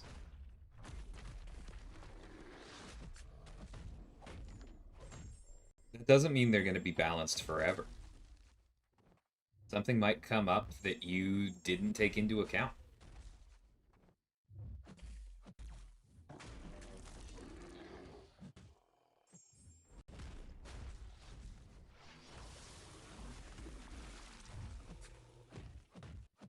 And it's healthier for the game if you're allowed to act on that.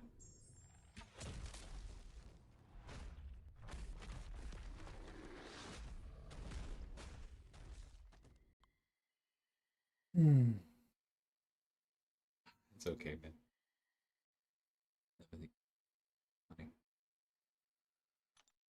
Yeah, Sig 200 definitely aren't common. That's a pretty funny statement, Carmichael. Sig 200 7 stars are not common.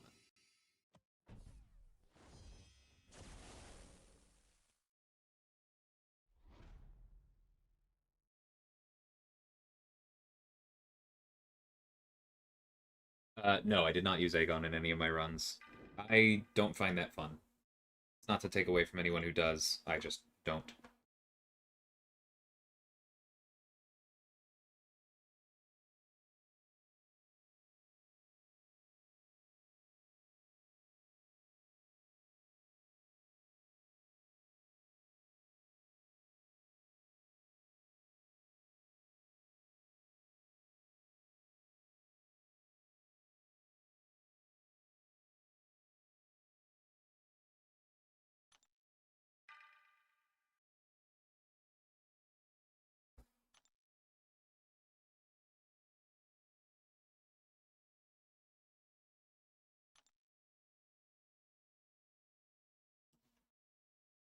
That's a I'm not surprised to see that point, Sans, but I don't think it's actually correct. You know what really hurts small accounts? Pulling someone and feeling like you can't use them or can't invest in them because they're not overpowered. Feeling like if you're a small account and you're free to play, you have to be really exacting in who you rank up. Feeling like, yeah, I really love to play Penny Parker, but that's just, it would be a mistake to take her up instead of Nimrod. Gore is super fun, but I have to put my cosmic resources into Hercules. I can't afford to do anything else. That's not actually better for the smaller accounts. Besides Grandmaster, worst fight in here for you so far. Easily Silver Centurion without a counter. Anyone is fine with a counter pretty much, but man, that one sucked. Future Ant-Man's pretty miserable too.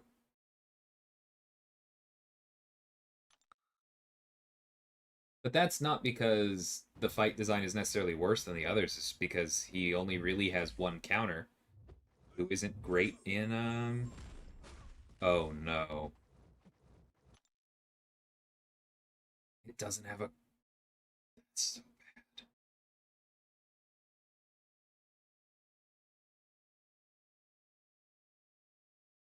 Did they call it out at fight start?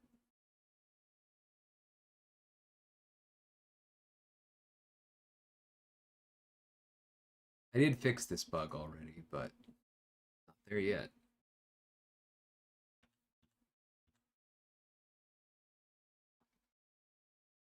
Ember Boon. Okay.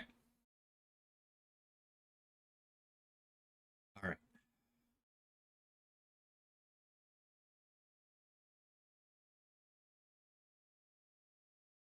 Oh yeah.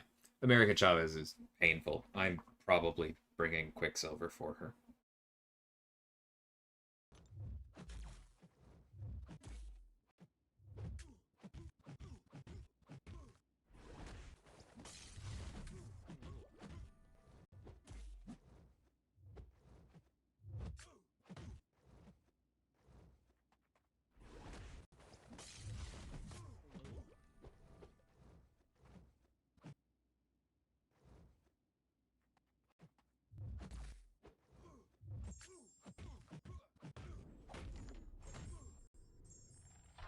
Not entirely sure what's going on.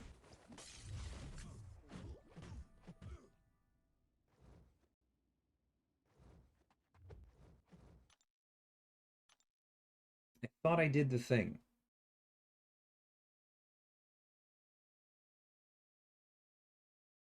He had Life Stitch.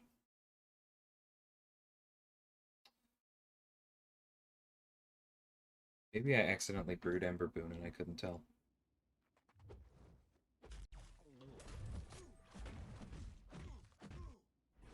Okay.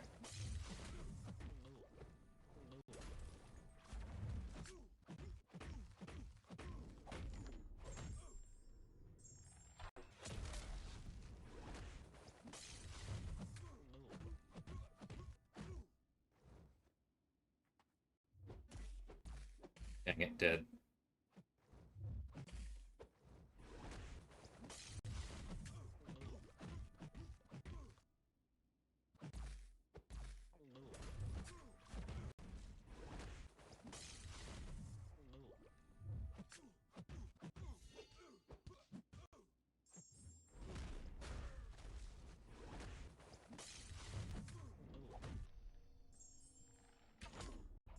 God, I'm not even gonna know what arrow I have.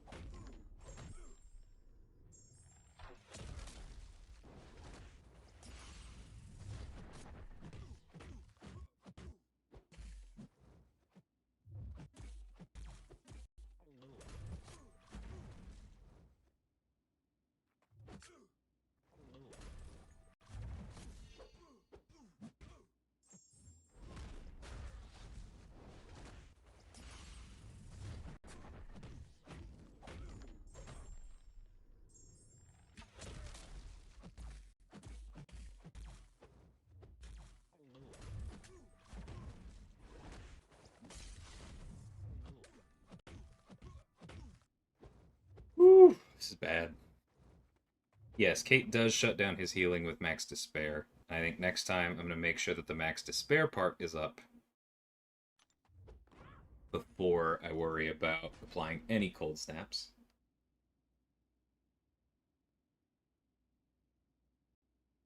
Yeah, just getting used to the fight.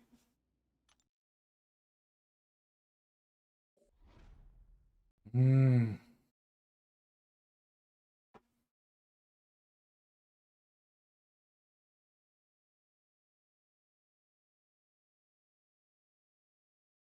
That stinks.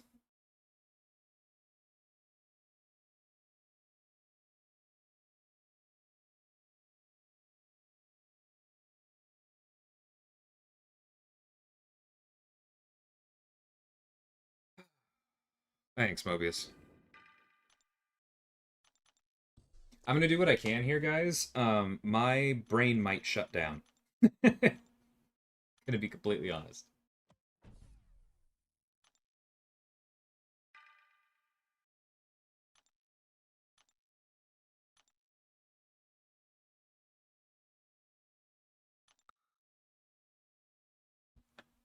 I mean, that's how bugs work, Victor. I've talked about development cycles before.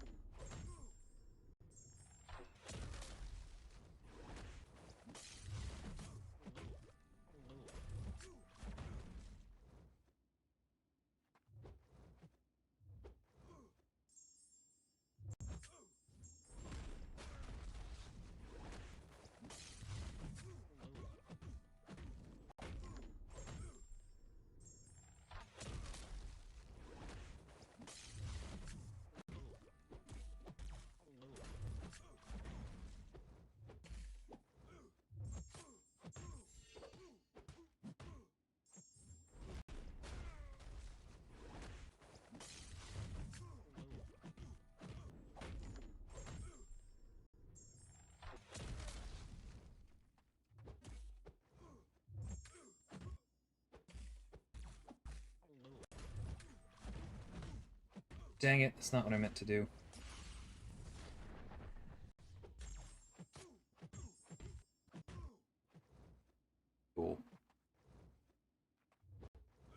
And now I just lost all my debuffs because I was thinking about that.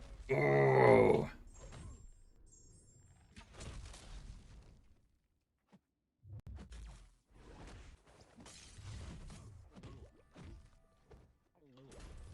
Nope.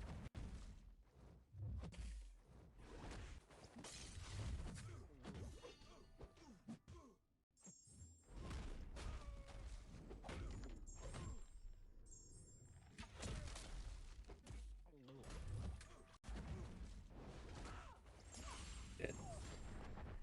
Oh.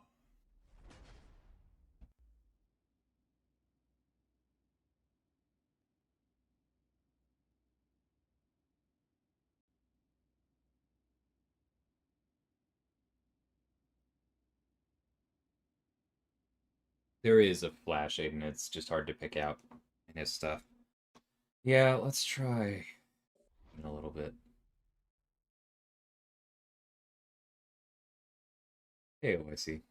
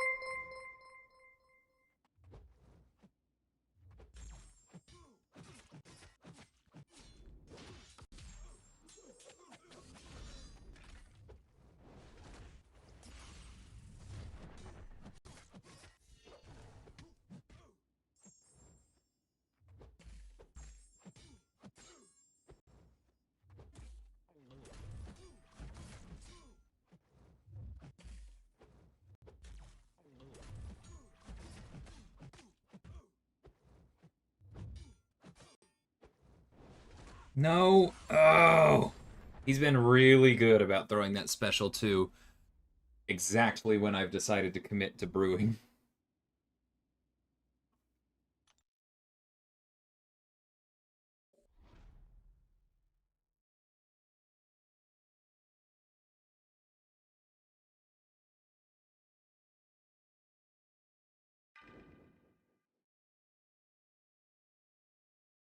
I'm gonna try something.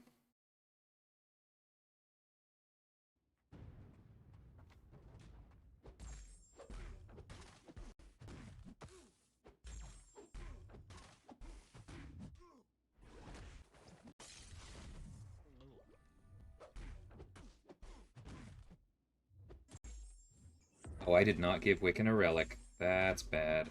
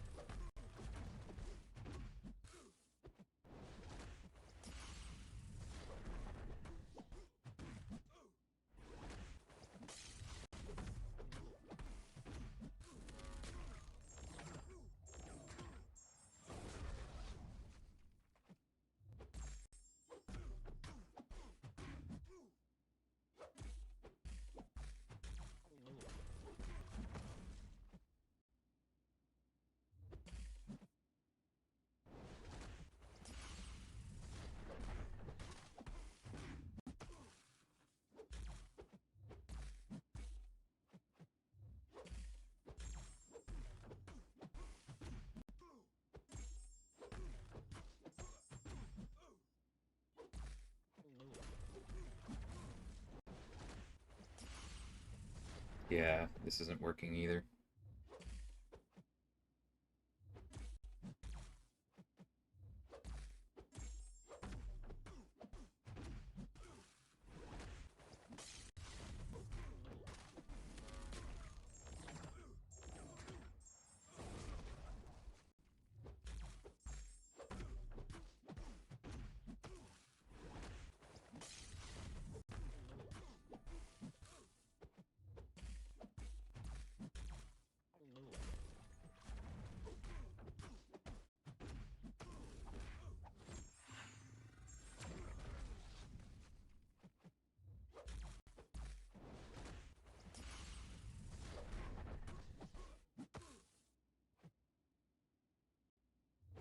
Yeah, I just can't keep anything paused.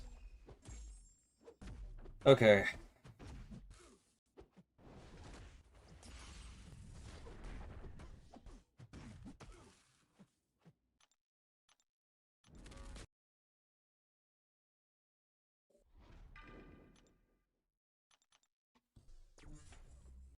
I'll try this one more time.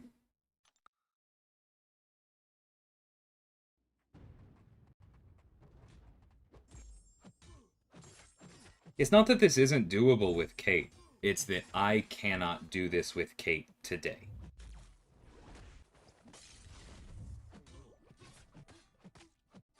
I want to clarify that.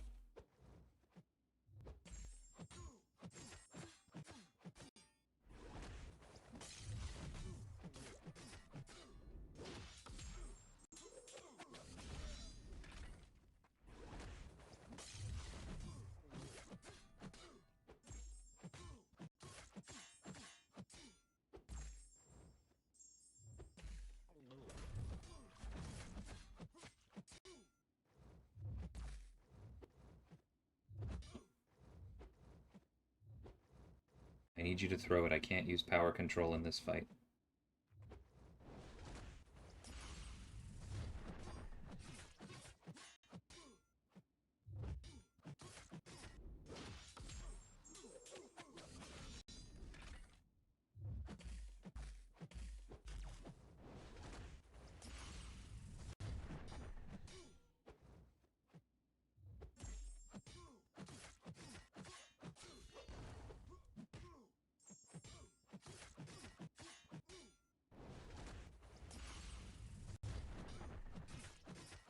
It just looks like you have to get lucky with the heal reversal. Good lord.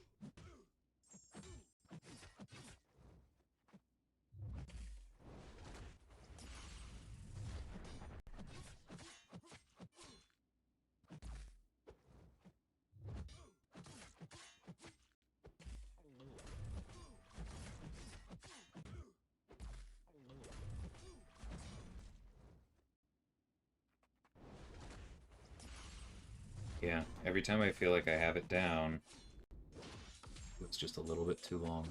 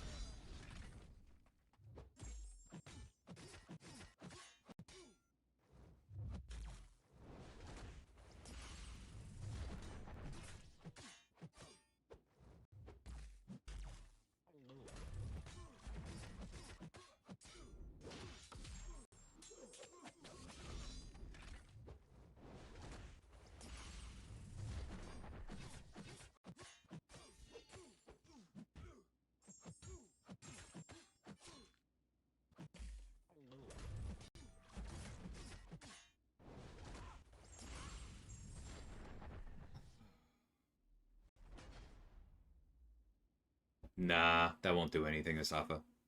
Appreciate the thought, but like that will do literally nothing against a health pool this large when so much of her damage is red numbers, not her hits. Hmm.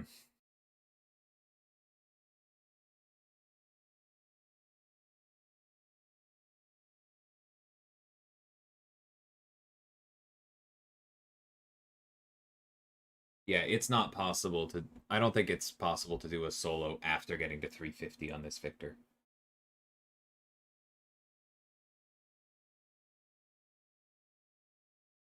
Or, sorry, I don't think it's possible to do it with a rank 1 without spending a lot of time at 0 charges.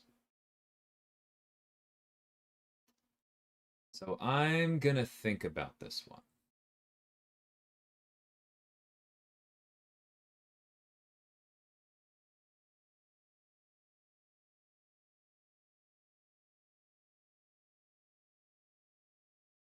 It's not gonna be the end of the world if I quit out here. I haven't spent that much, and it's better than getting roadblocked.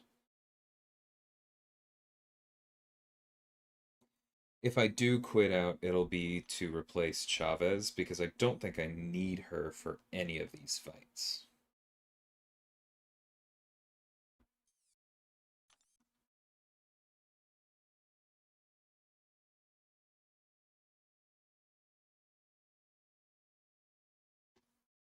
And then I would probably just bring Photon. Or maybe Spider Ham. I could see both of them working well.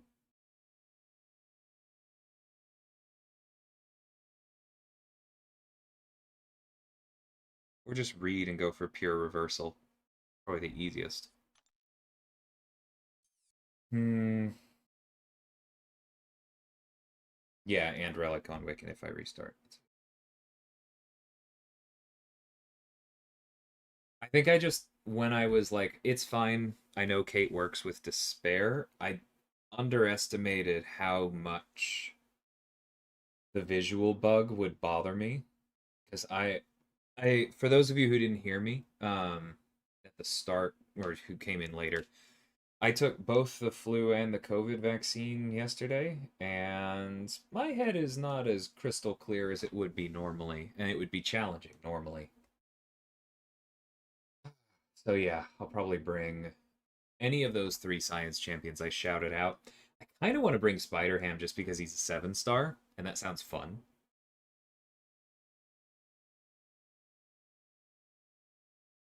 Because it's not that bad otherwise, Aiden. Like, I'm just a little foggy today. I was shivering and feverish at 3 a.m. this morning, but now I took both of them and I'm good. Anyway, I think I'm gonna go ahead and call the stream here. I appreciate all of y'all hanging out. For those of you who came in later, I did do the Bullseye watch party towards the start. If you want to watch that back, but yeah, I'm after trying that once with Kate and just seeing how quickly he regens to full, even after you've taken off like 10%. I think I'm probably gonna quit out. Yeah, you know what? I'm just gonna call it.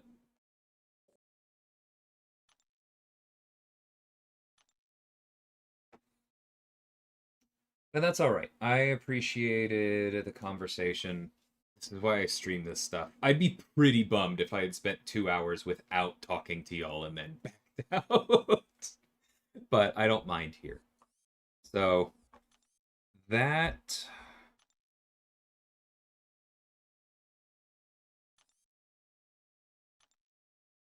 Okay, yeah, I thought so. I'm still only a day out on my next revive, so I will be coming back, probably doing some of this either tomorrow or like later tonight or tomorrow. See how much I miss speaking? Yeah, I need to bring a heal reverser. I cannot think.